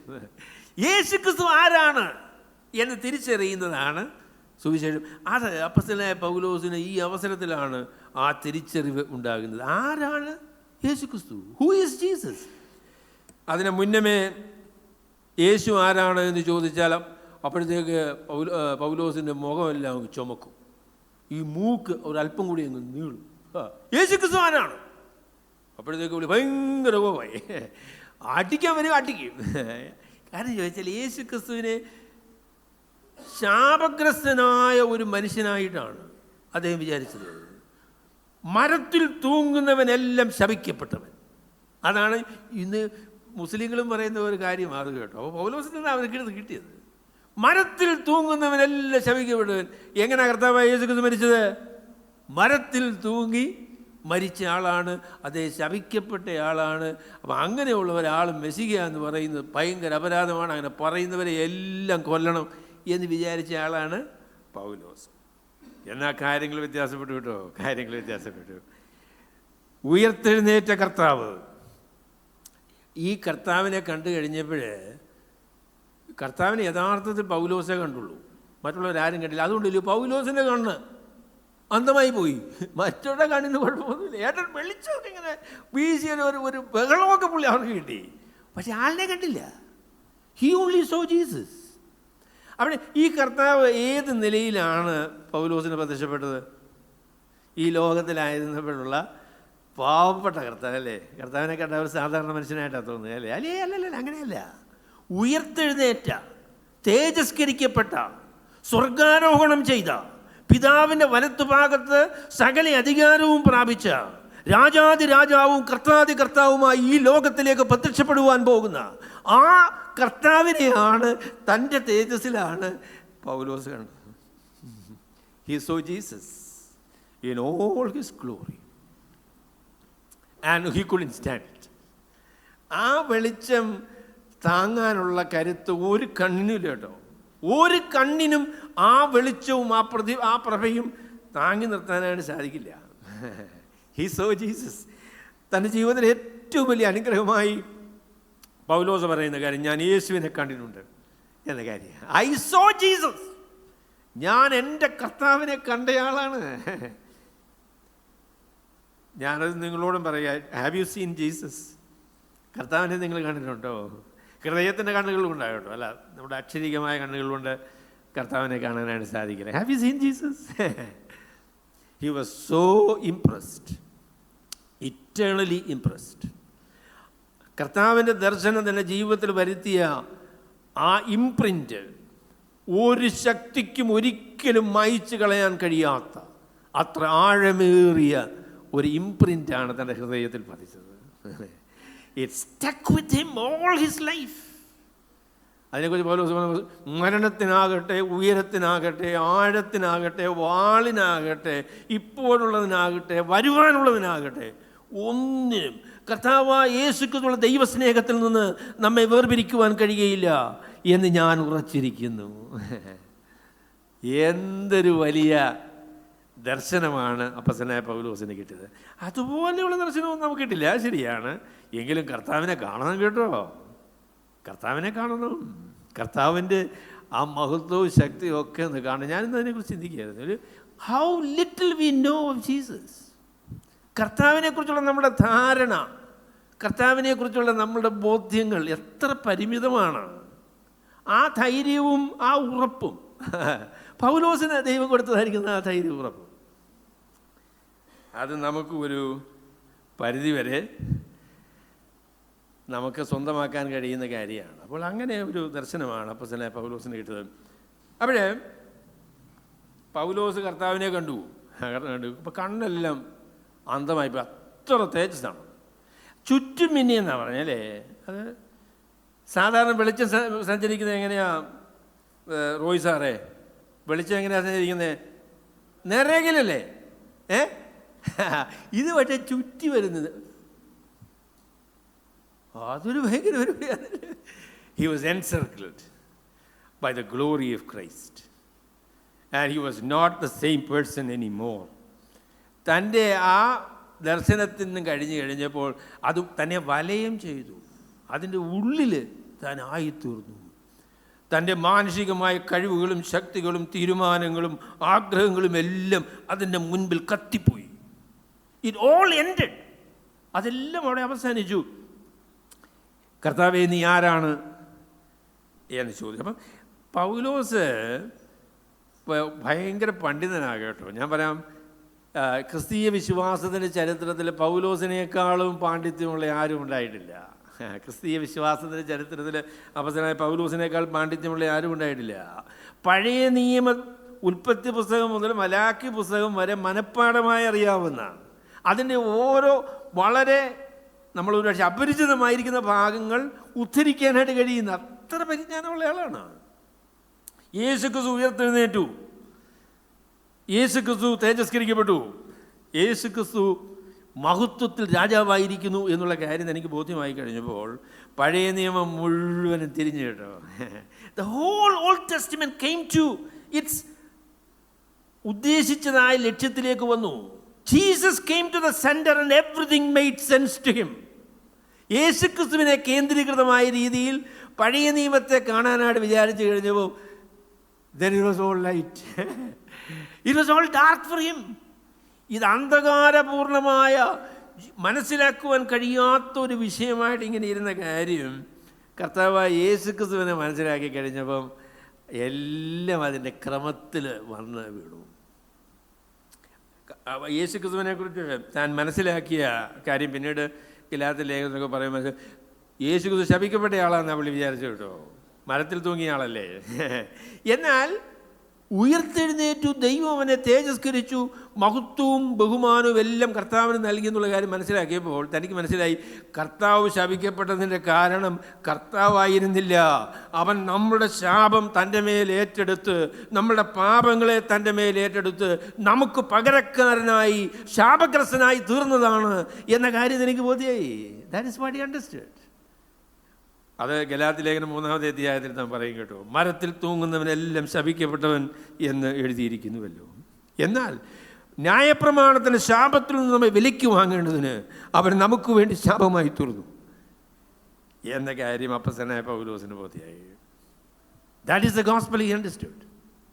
പിന്നെ 8-ാമത്തെ അധ്യായത്തിൽ ലൂക്കോസ് ഫിലിപ്പോസ് ഷണ്ണനോട് പറയുന്ന കാര്യം പറയുന്നുണ്ട്. ഇത് ആരെക്കുറിച്ച് പറയുന്നു, ഇതാരെക്കുറിച്ചാണ് പറയുന്നത്? അപ്പം ഷണ്ണൻ പറഞ്ഞാൽ ഷണ്ണൻ നേരത്തെ പറഞ്ഞു ആരെങ്കിലും ഒന്ന് വിശദീകരിച്ച് തരാനില്ലെങ്കിൽ എങ്ങനെയാണ് മനസ്സിലാക്കാൻ പറ്റുമെന്ന് ചോദിച്ചു. So Paul had the wrong kind of teacher all his life. തൻ്റെ ജീവിതത്തിൽ യേശുക്രിസ്തുവിനെ മനസ്സിലാക്കുവാൻ കഴിയുന്ന രീതിയിലായിരുന്നില്ല താൻ കാര്യങ്ങളെ ഗ്രഹിച്ചത്. ഇത് ആരെക്കുറിച്ചാണ് പറയുന്നത്? ഇത് യേശുക്രിസ്തുവിനെ കുറിച്ചാണെന്നുള്ള കാര്യം നമുക്ക് ആ ഭാഗത്ത് നിന്ന് അറിയാം. So he understood Isaiah 53 and all the Old Testament prophecies that he learned, memorized by heart. ഇതെല്ലാം കർത്താവുമായിട്ട് ബന്ധപ്പെട്ടതാണ് എന്ന കാര്യം പൗലോസിന് മനസ്സിലായി. He said, I understand. ഞാൻ പറഞ്ഞു കർത്താവിനെ ഞാൻ ഒരു കാലത്ത് അറിഞ്ഞിരുന്നു എന്ന് പറഞ്ഞാൽ യേശുക്രിസ്തു ജീവിച്ച കാലത്ത് അപ്പോസ്തലനായ പൗലോസ് ഉണ്ട്. അപ്പോൾ അദ്ദേഹത്തിന് കുറേ അറിവൊക്കെ ഉണ്ട് കേട്ടോ. എന്ന് പറഞ്ഞു I do not know him like that anymore. ഇനിയും ഒരിക്കൽ പോലും യേശുവിനെ ഞാൻ ആ നിലയിലല്ല കാണുന്നത്. ഞാൻ പുതിയ സൃഷ്ടിയാകുന്നു. ഒരുവൻ ക്രിസ്തുവിലായാൽ അവൻ പുതിയ സൃഷ്ടിയാകുന്നു, പഴയതെല്ലാം കഴിഞ്ഞുപോയി. I see Jesus in a new light because I saw him. ഞാൻ അവനെ കണ്ടതാണ്. കർത്താവായ യേശുക്രിസ്തുവിനെ എനിക്ക് മനസ്സിലായി.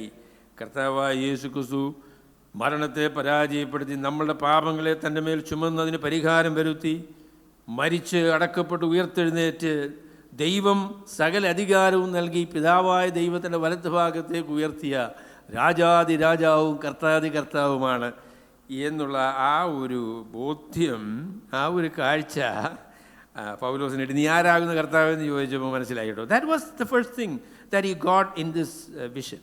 വിഷൻ അല്ല, ഇൻ ദിസ് എൻകൗണ്ടർ. കർത്താവായ യേശുക്രിസ്തുവിനെ സന്ധിച്ചപ്പോൾ തനിക്ക് മനസ്സിലായിരിക്കുന്ന ആദ്യത്തെ കാര്യം എന്ന് പറയുന്നത് സുവിശേഷമാണ്. I got my gospel when I met Jesus on the Damascus road. ദമസ്കോസിലേക്ക് പോകുന്ന ആ വഴിയിൽ ഞാൻ കർത്താവിനെ കണ്ട അവസരത്തിൽ കർത്താവിൻ്റെ സുവിശേഷം എനിക്ക് ബോധ്യമായി. കർത്താവിൻ്റെ സുവിശേഷം എനിക്ക് നൽകി. കർത്താവായ യേശുക്രിസ്തു സുവിശേഷം ഞാൻ സ്വീകരിച്ചു എന്നുള്ള കാര്യമാണ് താൻ പറയുന്നത്. So the gospel was revealed to Paul. അപ്പോസ്തലനായ പൗലോസിന് യേശുക്രിസ്തുവിനെ കണ്ട ആ ദർശനത്തിലാണ് സുവിശേഷം മനസ്സിലായത്, സുവിശേഷം ലഭിച്ചത് അവിടെയാണ്. അതിൻ്റെ രണ്ടാം ഭാഗമാണ് ഞാൻ പറയാൻ പോകുന്നത്. അതുപോലെ തന്നെ സുവിശേഷം ലഭിച്ചത് മാത്രമല്ല, സുവിശേഷം പ്രസംഗിക്കാൻ ജാതികളുടെ അപ്പോസ്തലനായി സുവിശേഷം പ്രസംഗിക്കാനുള്ള നിയോഗവും അതേ അവസരത്തിൽ തന്നെയാണ് തനിക്ക് കിട്ടിയത്. ഈ ഗോട്ട് ഹിസ് അപ്പോസ്റ്റൽഷിപ്പ്, തൻ്റെ അപ്പോസ്തോലത്വം, തൻ്റെ മിഷണറി പദവി, ഇതെല്ലാം അപ്പോസ്തലനായ പൗലോസിന് കിട്ടിയത് കർത്താവായ യേശു ക്രിസ്തുവുമായുള്ള ഈ എൻകൗണ്ടറിലാണ് തനിക്ക് കിട്ടുന്നത്. ചില സഹോദരന്മാർ പറയുന്നൊരു പ്രസ്താവനയുണ്ട്, അത് വാച്ച്മെന്നി വിറ്റ്നസ്ലി മുതലായ ആളുകൾ ആണത് പറഞ്ഞത്. അത് പറഞ്ഞതെന്ന് ചോദിച്ചാൽ അപ്പോസ്തലനാകുന്നത് അയക്കപ്പെടുന്നത് കൊണ്ടാണ് എന്നാണ് അവരുടെ വാദം. അപ്പോസ്തലനാകുന്നത് അയക്കപ്പെടുന്നത് കൊണ്ടാണ്. എന്നാൽ അപ്പോസ്തലനായ പൗലോസ് സമ്മതിക്കില്ല കേട്ടോ. അപ്പോസ്തലനായ പൗലോസ് അപ്പോസ്തലനായതിനു ശേഷം അയക്കപ്പെട്ടവനാണ്. അയക്കപ്പെട്ടത് കൊണ്ട് അപ്പോസ്തലനായ ഒരാളല്ല അപ്പോസ്തലനായ പൗലോസ്. പൗലോസ് അപ്പോസ്തലനായിട്ട് അയക്കപ്പെട്ട ആളാണ്. അപ്പം അതിനെക്കുറിച്ച് മാർട്ടിൻ ഹെങ്കൽ എന്ന് പറയുന്ന വളരെ പ്രസിദ്ധനായ ഒരു ജർമ്മൻ പണ്ഡിതൻ മാർട്ടിൻ ഹെങ്കൽ, അദ്ദേഹം പറയുന്നത് Paul was a missionary, but he was no ordinary missionary, he was an apostolic missionary. അപ്പസ്തലനായ മിഷണറിയാണ്, അല്ലാതെ മിഷണറിയായ അപ്പോസ്തലനായതല്ല. അയക്കപ്പെട്ടത് കൊണ്ട് മിഷണറിയായി, അയക്കപ്പെട്ടത് കൊണ്ട് അപ്പോസ്തലനായിരിക്കുന്ന ഒരാളല്ല അപ്പസ്തലനായ പൗലോസ്. പിന്നെയോ അപ്പസ്തലനായ പൗലോസ് അപ്പസ്തലനായത് കർത്താവായ യേശു ക്രിസ്തുവിനെ ദമസ്കോസിൻ്റെ പടിവാതിൽക്കൽ വെച്ച് കണ്ടുമുട്ടിയ ആ അവസരത്തിലാണ് തന്നെ അപ്പോസ്തലനായിട്ട് നിയമിക്കുന്നത്. യേശു ക്രിസ്തുവാണ് നിയമിച്ചത്, അല്ലാതെ മറ്റാരുമല്ല. ചില ആളുകൾ പറയും, അപ്പോസ്തല പ്രവൃത്തി 13-ാമത്തെ അധ്യായത്തിൽ വരുമ്പോൾ ഞാനത് കുറച്ചുകൂടെ കൂടുതൽ പറഞ്ഞോളാം. അപ്പോസ്തലനായ പൗലോസ് അപ്പോസ്തല പ്രവൃത്തി 13-ാമത്തെ അധ്യായത്തിൽ അന്ത്യോക്യയിലെ സഭയിൽ നിന്ന് മിഷണറി വേലയ്ക്കായിട്ട് അയക്കപ്പെട്ടു. ആ അവസരത്തിലാണ് താൻ അപ്പോസ്തലനായതെന്നാണ് വാച്ച്മെന്നിയും വിറ്റ്നസ്ലിയും പറയുന്നത്. അങ്ങനെയാണ് താൻ അപ്പോസ്തലനായത്. പൗലോസിനോട് ചോദിച്ചു നോക്കാം എങ്ങനെ അപ്പോസ്തലനായത് എന്ന്. അദ്ദേഹം എന്ത് പറയും? ഗലാത്യ ലേഖനം 1-ാമത്തെ അധ്യായത്തിൻ്റെ 1-ാം വാക്യം എന്താ പറഞ്ഞത്? ജീവൻ സഹോദരൻ എന്താ പറയുന്നത്? മനുഷ്യനിൽ നിന്നല്ല. അത് ജീവൻ സഹോദരൻ കാണാൻ പഠിക്കണം കേട്ടോ ആ വാക്യം. മനുഷ്യനിൽ നിന്നല്ല, മനുഷ്യനാലുമല്ല, പിതാവായ ദൈവത്താലും കർത്താവായ യേശു ക്രിസ്തുവിനാലും അപ്പസ്തലനായ പൗലോസ് എന്നാ താരതിനെ കുറിച്ച് പറയുന്നത്. അവിടെ അന്ത്യോക്യയിലെ സഭയാണോ പൗലോസിനെ മിഷണറി ആക്കിയത്? അല്ലെന്നേ. പൗലോസിനെയും ബർന്നബാസിനെയും വിളിച്ചിരിക്കുന്ന വേലയ്ക്കായി അവരെ വേർതിരിക്കണം എന്നാണ് അവരോട് പറയുന്നത്. അല്ലാതെ വേല കൊടുക്കുന്നതും വിളിക്കുന്നതും സഭയല്ല. സഭയ്ക്ക് വിളിക്കാൻ പറ്റത്തില്ല. വിളിക്കുന്നത് കർത്താവാണ്. അപ്പസ്തലനായ പൗലോസിനെ വേർതിരിച്ചത് കർത്താവായ യേശു ക്രിസ്തുവാണ്, പിതാവായ ദൈവമാണ്. താൻ ജനിക്കുന്നതിന് മുന്നമേ തന്നെ അതിനുള്ള നിയോഗം, അല്ലെങ്കിൽ എൻ്റെ അമ്മയുടെ ഉദരത്തിൽ വെച്ച് തന്നെ എന്നെ ഇതിനായിട്ട് വേർതിരിച്ച എൻ്റെ ദൈവം എന്നാണ് അപ്പോസ്തലനായ പൗലോസ് പറയുന്നത്. ആ വേർതിരിവ് ഒരു യാഥാർത്ഥ്യമായി തീരുന്നത് ദമസ്കോസിൻ്റെ പടിവാതിൽക്കൽ വെച്ച് അപ്പോസ്തലനായ പൗലോസ് കർത്താവായ യേശു ക്രിസ്തുവിനെ സന്ധിക്കുന്ന അവസരത്തിലാണ് താൻ അപ്പോസ്തലനായിട്ട് തീരുന്നത്. 12 അപ്പോസ്തലന്മാരെ എങ്ങനെയാണോ തിരഞ്ഞെടുത്തത്? 11 പേരെ. 12-ാമത്തെ ആളിനെ തിരഞ്ഞെടുത്തത് അവർ നറുക്കിട്ടെടുക്കുമായിരുന്നു കേട്ടോ. എന്നാൽ ദൈവത്തിൻ്റെ അനുഭവത്തോടു കൂടെയാണ് ചെയ്തതെന്നുള്ളത് ശരിയാണ്. എന്നാൽ കർത്താവായ യേശു ക്രിസ്തു പറഞ്ഞു, എൻ്റെ പിന്നാലെ വരിക, ഞാൻ നിങ്ങളെ മനുഷ്യരെ പിടിക്കുന്നവരാക്കും എന്ന് പറഞ്ഞ് വിളിച്ച ആളുകളെ പിന്നെ ഒരു പ്രത്യേക ദിവസത്തിൽ കർത്താവ് അവരെ സമഭൂമിയിൽ നിർത്തി അവരെ 12 പേരെ തിരഞ്ഞെടുത്തു. അവരെ അപ്പോസ്തലന്മാരായി അവരെ നിയമിച്ചു എന്ന് നമ്മൾ വായിക്കുന്നുണ്ട്. അതേ നിലയിൽ തന്നെയാണ് അപ്പോസ്തലനായ പൗലോസിനെ നിയമിച്ചത്. യേശു ക്രിസ്തു പ്രത്യക്ഷപ്പെട്ട് തന്നെ അപ്പോസ്തലനായിട്ട് വേർതിരിച്ചു, അപ്പോസ്തലനായിട്ട് നിയമിച്ചു എന്ന് തന്നെയാണ് അപ്പോസ്തലനായ പൗലോസ് പറയുന്നത്. അല്ലാതെ ഒരു സഭയും ഒരു പരിപാടിയും അപ്പോസ്തലത്വം കൊടുക്കാനായിട്ട് സാധിക്കില്ല. കർത്താവിനല്ലാതെ മറ്റാർക്കും അത് പറ്റില്ല. നിങ്ങൾ അതിനെക്കുറിച്ച് ഞാൻ അദ്ദേഹത്തിന് മേൽ കൈവച്ച കാര്യം പറയാൻ ഞാൻ പറഞ്ഞോളാം. അത് പറയാം. അപ്പം ഞാൻ ഏതാണ് രണ്ടാമത് പറയാൻ ആഗ്രഹിക്കുന്നത്. അപ്പോസ്തലനായ പൗലോസിൻ്റെ സുവിശേഷവും അപ്പോസ്തലനായ പൗലോസിൻ്റെ നിയോഗവും കർത്താവായ യേശു ക്രിസ്തുവിൽ നിന്ന് നേരിട്ട് താൻ പ്രാപിച്ചതാണ്, അല്ലാതെ മനുഷ്യരാരും അവർക്ക് കൊടുത്തതല്ല. അതിനെക്കുറിച്ച് നമ്മുടെ ഒരു ആപ്ലിക്കേഷൻ രീതിയിലുള്ള പ്രസ്താവന ഞാൻ പിന്നീട് പറഞ്ഞോളാം. അപ്പം അതുകൊണ്ട് കർത്താവായ യേശു ക്രിസ്തുവിൽ നിന്ന് നേരിട്ടാണ് അപ്പോസ്തലനായ പൗലോസ് അപ്പോസ്തലനായത്. അതുപോലെ തന്നെ ജാതികളുടെ അപ്പോസ്തലനാകുക എന്ന് പറയുന്ന കാര്യവും അതേ നിലയിൽ തന്നെയാണ് തനിക്ക് ലഭിച്ചത്. ജാതികളുടെ അപ്പോസ്തലൻ എന്നുള്ള നിലയിലാണ് താൻ മിഷണറിയായിട്ട് പ്രവർത്തിച്ചത്. അതൊക്കെ ദൈവത്തിങ്കിൽ നിന്ന് നേരിട്ട് കിട്ടിയ കാര്യമാണ്, അല്ലാതെ മനുഷ്യരാരും കൊടുത്തതല്ല. അത് ദൈവത്തിൽ നിന്ന് നേരിട്ട് തനിക്ക് ലഭിച്ചതാണ്. എന്നിട്ട് പൗലോസ് അവിടെ കർത്താവിനെ കണ്ടുമുട്ടിയപ്പോൾ അവൻ നിലത്ത് വീണു കേട്ടോ. നീ എഴുന്നേറ്റ് പട്ടണത്തിൽ ചെല്ലുക, നീ ചെയ്യേണ്ടുന്നത് അവിടെ വെച്ച് നിന്നോട് പറയും എന്ന് അവൻ പറഞ്ഞു. അതും എനിക്കിഷ്ടപ്പെട്ടു, ഈ നിലത്ത് വീണ കാര്യം. പൗലോസ് എങ്ങനെയാണ് പോയെന്നറിയോ? പൊങ്ങിച്ചാടിയാ പോയേ. ദൈവമേ, എന്തൊരു പൊക്കമായിരുന്നു ആളിന്. He fell flat on the ground. ഞാൻ പറയാം, കർത്താവിനെ കാണുമ്പോൾ അങ്ങനെ ഒരു വിനയം മനുഷ്യർക്ക് ഉണ്ടാകും കേട്ടോ. വലിയ ആൾക്കാരാണ്, വലിയ കൂടിയതാണ്, ഞാൻ ആരുടെയും മുമ്പിൽ തലകുനിക്കുകയില്ല എന്നൊക്കെ പറഞ്ഞാണ് നടന്നത്. Everybody comes to the cross and fall flat at the feet of Christ. യേശുക്രിസ്തുവിൻ്റെ അടുക്കൽ വരുന്ന ആളുകൾ തൻ്റെ മുൻപാകെ നിലം പരിശായി വീഴുന്ന ആളുകളാണ്. അല്ലാതെ കാലും കൈയൊന്നും പൊക്കി നിന്ന് അഹങ്കരിച്ച് രക്ഷിക്കപ്പെടാൻ പറ്റിയല്ലോ കേട്ടോ, പറ്റില്ല. ഞങ്ങൾ ഇസ്രയേലിൽ പോയപ്പോഴും, നിങ്ങൾ ഇസ്രയേലിൽ പോയിട്ടുണ്ടെങ്കിൽ അറിയാം, ബേത്ലഹേമിൽ കർത്താവ് ജനിച്ച സ്ഥലമുണ്ട് കേട്ടോ. അവിടെ ഒരു പള്ളിയുണ്ട്. പണ്ട് എന്തുകൊണ്ടൊക്കെയോ ആളുകൾ ആയിരിക്കാം, അവിടുത്തെ നമ്മൾ കയറുന്ന ആ കവാടം, നമ്മുടെ എൻട്രൻസ് എന്ന് പറയുന്നത് ഈ കുതിരയും കഴുതയും ഒന്നും കയറാതിരിക്കാനായിട്ട് അവർ വളരെ താഴ്ത്തിയാണ് വെച്ചേക്കുന്നത്. അപ്പോൾ അതിനകത്ത് അങ്ങനെയുള്ള മൃഗങ്ങൾക്കൊന്നും കയറാൻ പറ്റത്തില്ല. പണ്ടൊക്കെ അങ്ങനെ കയറിയതുകൊണ്ടാണ് അങ്ങനെ ചെയ്തതെന്നാണ് പറഞ്ഞത്. ഇപ്പം നമ്മൾ ചെല്ലുമ്പോഴെന്നറിയോ, തലയങ്ങോട്ട് കുനിച്ച് വളരെ താഴ്ന്നേ കയറാൻ വരുള്ളൂ. എനിക്കത് ഇഷ്ടപ്പെട്ടു കേട്ടോ. കർത്താവിനെ കാണാൻ ചെല്ലുന്ന ആളിലൊക്കെ അങ്ങനെ ചെല്ലാൻ നോക്കുകയുള്ളൂ. രക്ഷിക്കപ്പെടുന്നത് എങ്ങനെയാണെന്നറിയോ? അതൊക്കെ മനസ്സിരിക്കട്ടെ, അങ്ങനെയൊന്നും ആരും രക്ഷിക്കപ്പെടുകയില്ല. തങ്ങളുടെ ബലഹീനത മനസ്സിലാക്കി, തങ്ങളുടെ പാപങ്ങളെ ഗ്രഹിച്ച്, തങ്ങളുടെ നിസ്സഹായത ബോധ്യം വന്ന് കവിണ്ണ് വീണ് തങ്ങളുടെ പാപങ്ങളെ അംഗീകരിച്ച് രക്ഷ ദൈവത്തിൻ്റെ ദാനമാണെന്ന് മനസ്സിലാക്കി ദൈവത്തിങ്കിൽ നിന്ന് രക്ഷ സ്വീകരിക്കുന്ന ആളുകളാണ് രക്ഷിക്കപ്പെടുന്ന ആളുകൾ. അല്ലാതെ ഒന്നും നമുക്ക് രക്ഷിക്കപ്പെടാനായിട്ട് സാധിക്കുകയില്ല. അപ്പോൾ ഏതായാലും പൗലോസ് നിലത്ത് വീണു. എന്നിട്ട് അദ്ദേഹത്തെ കൈ പിടിച്ച് നടന്നതെന്ന് ഓർത്ത് നോക്കി. എന്തിനാ വന്നത് പൗലോസേ? എല്ലാ ആൾക്കാരെയും പിടിക്കാൻ വന്നതാ. മുഴുവൻ പേരെ പിടിക്കും. എവിടെ? ദമസ്കോസിൽ ആരെങ്കിലും യേശുക്രിസ്തുവിൻ്റെ മാർഗം പറയുന്നവരുണ്ടെങ്കിൽ അവരെ മുഴുവൻ പിടിക്കും. കാണത്തില്ലല്ലോ ഇപ്പോഴും, കാണാൻ വയ്യ. ആരെയാ പിടിക്കുന്നത്? അയ്യോ, അത് ശരി, ഇതിൽ വലിയ കൂടിയ ആളാണെന്നല്ലേ ഞാൻ വിചാരിച്ചത്. എൻ്റെ പൊന്ന സഹോദരങ്ങളെ, തമ്പുരാൻ്റെ മുമ്പിൽ നമ്മൾ ആരാ? അയ്യോ, നമ്മൾ ആരാ? ഈ വലിയ വേലയിറക്കും വലിയ വർത്തമാനമൊക്കെ പറയുന്നത് നമ്മൾ ആരാണ്? കർത്താവ് ഒന്ന് തൊട്ടാൽ തീർന്നു കേട്ടോ, എല്ലാ കാര്യവും തീർന്നു. കണ്ണ് കാണാൻ വയ്യാതെ ഇവ കൈ പിടിച്ച് നടത്തുന്നവർ. അപ്പോൾ പൗലോസിനെ ഇപ്പോൾ പിടിച്ചോണ്ട് കുഴിക്കകത്തോട്ട് കൊണ്ടുപോയാൽ കുഴിക്കകത്ത് ചാടും, കാണത്തില്ല. എന്തൊരു ഭയങ്കരമാണെന്ന് പറ. പക്ഷെ നല്ല ആൾക്കാരാണ്, നല്ല ആൾക്കാരെന്ന് ഞാൻ പറയുന്നില്ല, പുള്ളിയോട് സ്നേഹമുള്ള ആൾക്കാരാണ് പിടിച്ച്. അപ്പോൾ ഒരു കല്ലും ഒന്നും തട്ടാതെ പൗലോസ് എവിടെ ഇങ്ങനെ പിടിച്ചുകൊണ്ട് പോവുക. എവിടെ കൊണ്ടുപോയെന്നറിയാം? ദമസ്കോസിൽ കൊണ്ടുപോയി. അവിടെ യൂദ എന്ന് പറയുന്ന ആളിൻ്റെ വീട്ടിൽ ചെന്നു. അപ്പോൾ യൂദ ആരായിരിക്കും എനിക്കറിയില്ല കേട്ടോ, യൂദ ആരാന്ന് എനിക്കറിയത്തില്ല.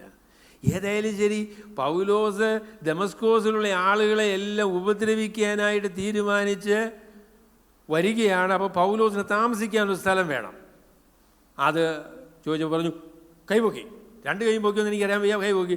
അവിടെ യൂദാസ് പറഞ്ഞു, പൗലോസിന് ശൗലിനെ പാർപ്പിക്കുന്ന കാര്യം ഞാൻ ഏറ്റു. നല്ല ചോറും കൊടുക്കാം, ചോറാണെന്നോ അറബി ഭക്ഷണമാണ്, അതും കൊടുക്കാം. നല്ല എയർ കണ്ടീഷനുണ്ടോയെന്ന് എനിക്കറിയത്തില്ല, നല്ല ഇതെല്ലാം കൊടുക്കാം, ഇങ്ങോട്ട് വിട്ടേച്ചാൽ മതി എന്ന് പറഞ്ഞു. അപ്പോൾ അദ്ദേഹത്തിൻ്റെ വീട്ടിലായി ചെന്നേക്കുന്നത്. അവിടെ യൂദ എന്തുമായിരിക്കും ഇദ്ദേഹത്തോട് പറയുക? പൗലോസ്, ശൗലേ എന്താ പറ്റി? ആളിനെ പിടിക്കാൻ വന്ന ആളാണ്. ഒന്നും പറയണ്ട. അപ്പം ഉച്ചക്കത്തെ ചോറ്, നിങ്ങളുടെ ചോറും വേണ്ട, നിങ്ങളുടെ വെള്ളവും വേണ്ട. 3 ദിവസം വെള്ളം കുടിക്കാതെയും ആഹാരം കഴിക്കാതെ. എന്തുവാ ജോലി? പ്രാർത്ഥിക്കുകയാണ്. അനന്യാസിനോട് പറഞ്ഞൊരു ശൗല് എന്ന് പറയുന്നൊരു മനുഷ്യനെ നീ അന്വേഷിക്കണം, അദ്ദേഹം പ്രാർത്ഥിക്കുന്നു എന്ന് പറഞ്ഞു. ആദ്യമായിട്ടാണ് പ്രാർത്ഥിക്കാൻ തുടങ്ങി കേട്ടോ. ഒരുപാട് കാര്യങ്ങളൊക്കെ ചെയ്യാൻ കഴിവുള്ള ആൾക്ക് പ്രാർത്ഥിക്കേണ്ട ആവശ്യമുണ്ടോ? അദ്ദേഹം പ്രാർത്ഥിക്കാൻ നിങ്ങളുടെ സമയം നിൽക്കുന്ന ആളെന്നായിരുന്നില്ല. പക്ഷെ ഇപ്പോൾ ഒരു നിവൃത്തിയുമില്ല, കാണാൻ കണ്ണുകൾക്ക് കാഴ്ചയില്ല. നടന്ന് എവിടെയൊക്കെ പോകേണ്ടതെന്ന് അറിയത്തില്ല. ജീവിതത്തിൽ എങ്ങോട്ടാണ് ലക്ഷ്യമെന്നുള്ളതിനെക്കുറിച്ച് യാതൊരു ബോധവുമില്ല. ദൈവത്തിന് മുൻപാകെ നിസ്സഹായനായി താന് പ്രാർത്ഥിക്കാനായിട്ട് തീരുമാനിച്ചിരിക്കുകയാണ്. അങ്ങനെ പ്രാർത്ഥിച്ചുകൊണ്ടിരിക്കുമ്പോഴാണ് അനന്യാസ് എന്ന് പറയുന്ന ഒരു ആളിനെ, അനന്യാസ് എന്നൊരു ശിഷ്യൻ, അവിടെ ക്രിസ്തീയ ചരിത്രത്തിലെ ഏറ്റവും പ്രസിദ്ധനായ, ഏറ്റവും പ്രമുഖനായിരിക്കുന്ന വിശ്വാസി, അപ്പോസ്തോലൻ, മിഷനറി, വേദപണ്ഡിതൻ, പ്രസംഗകൻ എന്ന് പറയുന്ന ആള് പൗലോസാണ്. അതിനൊരു തർക്കമില്ല, ആരും പറയത്തില്ല കേട്ടോ. പൗലോസാണ് ഏത് നിലയിൽ പറഞ്ഞാൽ ഒന്നാം സ്ഥാനം. ചിലപ്പോൾ ചില പിള്ളേർ പിന്നെ നമ്മൾ മത്സരമൊക്കെ ഒന്നാം സ്ഥാനം ഇന്ന ആളുടെ പേര്, പിന്നെ അടുത്ത ഐറ്റം ഒന്നാം സ്ഥാനം എന്ന് പറയും ഇന്ന ആളുടെ പേര്, ഒന്നാം സ്ഥാനം. അപ്പോൾ കുറച്ച് കഴിയുമ്പോൾ നമ്മൾ പറയും എന്തുപോയി പണി, എല്ലാം ഒന്നാം സ്ഥാനം ഇദ്ദേഹത്തിനാണല്ലോ. പൗലോസ് അതാ കേട്ടോ, എന്ത് പറഞ്ഞാലും ഒന്നാം സ്ഥാനത്ത് നിൽക്കുന്നയാളാണ്. ഇദ്ദേഹത്തെ കൈവയ്ക്കാനായിട്ട്, അതാണ് എൻ്റെ മൂന്നാമത്തെ പോയിൻ്റ് അതാ കേട്ടോ. അപ്പോൾ ഞാൻ മൂന്നാമത്തെ പോയിൻ്റായിട്ട് പറയാൻ ആഗ്രഹിക്കുന്നത്, അപ്പോസ്തലനായ പൗലോസിന് തൻ്റെ ദൗത്യവും തൻ്റെ അപ്പോസ്തലത്വവും ഒന്നും കൊടുത്തത് അനന്യാസ് അല്ല കേട്ടോ. ദൈവം എന്താ അദ്ദേഹത്തെക്കുറിച്ച് ആഗ്രഹിക്കുന്നതെന്നുള്ള കാര്യം അത് പറയാനായിട്ട്, അത് പ്രഘോഷണം ചെയ്യാനുള്ളതായിരിക്കുന്ന ഒരു ഉത്തരവാദിത്വമല്ലാതെ അതിൽ കവിഞ്ഞ ഒരു കാര്യവും അനന്യാസിനെ ദൈവം ഏൽപ്പിച്ചിട്ടില്ല. പൗലോസിൻ്റെ അപ്പോസ്തലത്വം എന്താണെന്ന് ചോദിച്ചാലും ചില യാക്കോബക്കാരൊക്കെ പറഞ്ഞ് ഞാൻ കേട്ടിട്ടുണ്ട്, അത് അനന്യാസ് കൈവച്ചാൽ കിട്ടിയത്. അത് ശരി, പൗലോസിനോട് ചോദിച്ചാട്ടെ, പൗലോസ് പറയോ മനുഷ്യനിൽ നിന്നല്ല മനുഷ്യനാലുമല്ല, കർത്താവായ യേശു ക്രിസ്തുവിനാലും പിതാവായ ദൈവത്താലും അത്ര അപ്പോസ്തലനായ പൗലോസ്. അനന്യാസിൻ്റെ കൈവപ്പ് കൊണ്ടൊന്നും പൗലോസിനൊന്നും കിട്ടിയിട്ടില്ല. അനന്യാസിൻ്റെ ജോലി എന്താണെന്ന് ചോദിച്ചാൽ, അനന്യാസ് പോയി ദൈവം തന്നോട് പറഞ്ഞ കാര്യം, ഇദ്ദേഹത്തെക്കുറിച്ച് എന്താണ് ഉദ്ദേശിക്കുന്നതെന്ന് ദൈവം തന്നോട് പറഞ്ഞ കാര്യം പൗലോസിനെ അറിയിക്കണം എന്നതായിരിക്കുന്ന ഒരു ഉത്തരവാദിത്വം മാത്രമേ ഉള്ളൂ അനന്യാസ്. ഇനി അനന്യാസിനെ കുറിച്ച് ഒരു വാക്ക് ഞാൻ ചോദിക്കുക. അനന്യാസ് ആരാണ്? അപ്പോസ്തലൻ ആണോ? അല്ല. മൂപ്പൻ ആണോ? അല്ല. ഡീക്കൻ ആണോ? അല്ല. പിന്നെ ആരാ അനന്യാസ്? അനന്യാസ് ശിഷ്യനാകട്ടോ എന്ന് പറഞ്ഞാൽ ഒരു സാധാരണ വിശ്വാസിയാണ്, അതിൽ കവിഞ്ഞതായിരിക്കും തോന്നുന്നില്ല. അയ്യോ, സാധാരണ വിശ്വാസികൾക്ക് അപ്പോസ്തലനായ പൗലോസിൻ്റെ മേൽ കൈവയ്ക്കാനുള്ള അനുവാദമുണ്ടോ? ഉണ്ടെന്നേ. എൻ്റെ പൊന്നെ, നമ്മളുടെ ഇടയിൽ പോലും ഈ കൈവെപ്പ്, ഈ പരിപാടി എന്നൊക്കെ പറയുന്നത് ചില മനുഷ്യർക്ക് വേണ്ടി പ്രത്യേകമായിട്ട് മാറ്റി വെച്ചിരിക്കുമല്ലയോ. ആരാ കൈവയ്ക്കുന്നേ? എന്തോ ചോദ്യമാണെന്നറിയാമോ? ആരാ കൈവയ്ക്കുന്നത്? ആരാ കൈവയ്ക്കുന്നത്? അനന്യാസ്. അത് പറ്റത്തില്ല. അപ്പോസ്തലനാണോ? അല്ല. പിന്നെ എങ്ങനെ? മിഷണറിയാണോ? അല്ല. പിന്നെ എങ്ങനെ കൈവയ്ക്കുന്നത്? കൈവയ്ക്കും. അതാണ് ദൈവത്തിൻ്റെ പരിപാടി എന്ന് പറയുന്നത്. അദ്ദേഹത്തെക്കുറിച്ച് പറഞ്ഞ കാര്യം എന്താണെന്നറിയാം? പൗലോസ് പിന്നീട് അദ്ദേഹത്തെക്കുറിച്ച് പറയുന്നുണ്ട് കേട്ടോ. അദ്ദേഹം പറഞ്ഞു, അദ്ദേഹം ദമസ്കോസിലുള്ള എല്ലാ ആളുകളുടെ ഇടയിൽ പ്രസിദ്ധനായ ഒരു ഭക്തനായിരുന്നു എന്ന് പറഞ്ഞു. ദൈവത്തെ ഭയപ്പെടുന്ന, ദൈവം പറയുന്നത് കേൾക്കുന്ന, ദൈവത്തെ അനുസരിക്കുന്ന, ദൈവത്തെ സ്നേഹിക്കുന്ന ഒരു ദൈവ മനുഷ്യനാണ് അനന്യാസ്. അത് മതി കേട്ടോ. പദവിയും മറ്റ് പരിപാടികളും ഒന്നും ആവശ്യമില്ല. ദൈവത്തെ സ്നേഹിക്കുന്ന, ദൈവം പറയുന്നത് കേൾക്കുന്ന, ദൈവത്തോട് ചേർന്നിരിക്കുന്ന, ദൈവശബ്ദം സ്വീകരിക്കുന്ന, ദൈവത്തെ അനുസരിക്കുന്ന ഒരു ദൈവ മനുഷ്യൻ എന്നതാണ് അദ്ദേഹത്തിൻ്റെ ഏറ്റവും വലിയ യോഗ്യത. ദമസ്കോസിലുള്ള സകല മനുഷ്യരാലും ബഹുമാനം സ്വീകരിച്ച്, അല്ലെങ്കിൽ അദ്ദേഹത്തെക്കുറിച്ച് അറിയാനും അദ്ദേഹം ഒരു ഭക്തനായ മനുഷ്യനാണ് എന്നറിയാം. അപ്പം അദ്ദേഹത്തോട് കർത്താവ് പറഞ്ഞു, അനന്യാസേ എന്ന് വിളിച്ചു. അപ്പോൾ അനന്യാസ് പറഞ്ഞു, അടിയൻ ഇതാ, അടിയൻ കേൾക്കുന്നു. ശമൂവേൽ പ്രവാചകൻ പറഞ്ഞ പോലെ ദൈവത്തിന് നല്ല മനുഷ്യനാണ്. അനന്യാസേ, അടിയൻ ഇതാ. അപ്പോഴേ പറഞ്ഞു, അനന്യാസേ എന്ന് വിളിച്ചു. കർത്താവേ, അടിയൻ ഇതാ എന്ന് അവൻ വിളി കേട്ടു. കർത്താവ് അവനോട്, നീ എഴുന്നേരം നേർവീതം തെരുവിൽ ചെന്ന് യൂദയുടെ വീട്ടിൽ തർസോസുകാരനായ ശൗൽ എന്ന് പേരുള്ളവനെ അന്വേഷിക്കുക. പൗലോസ് എന്തിനാ ദമസ്കോസിൽ വന്നത്? അന്വേഷിക്കാൻ വന്നതാ. ആരെ അന്വേഷിക്കുന്നത്? ശിഷ്യന്മാരെ അന്വേഷിക്കാനായിട്ട്. അതിനാ വന്നത്. പൗലോസ് വന്നത് എന്തിനാ? പൗലോസ് അന്വേഷിക്കാൻ ആരാ?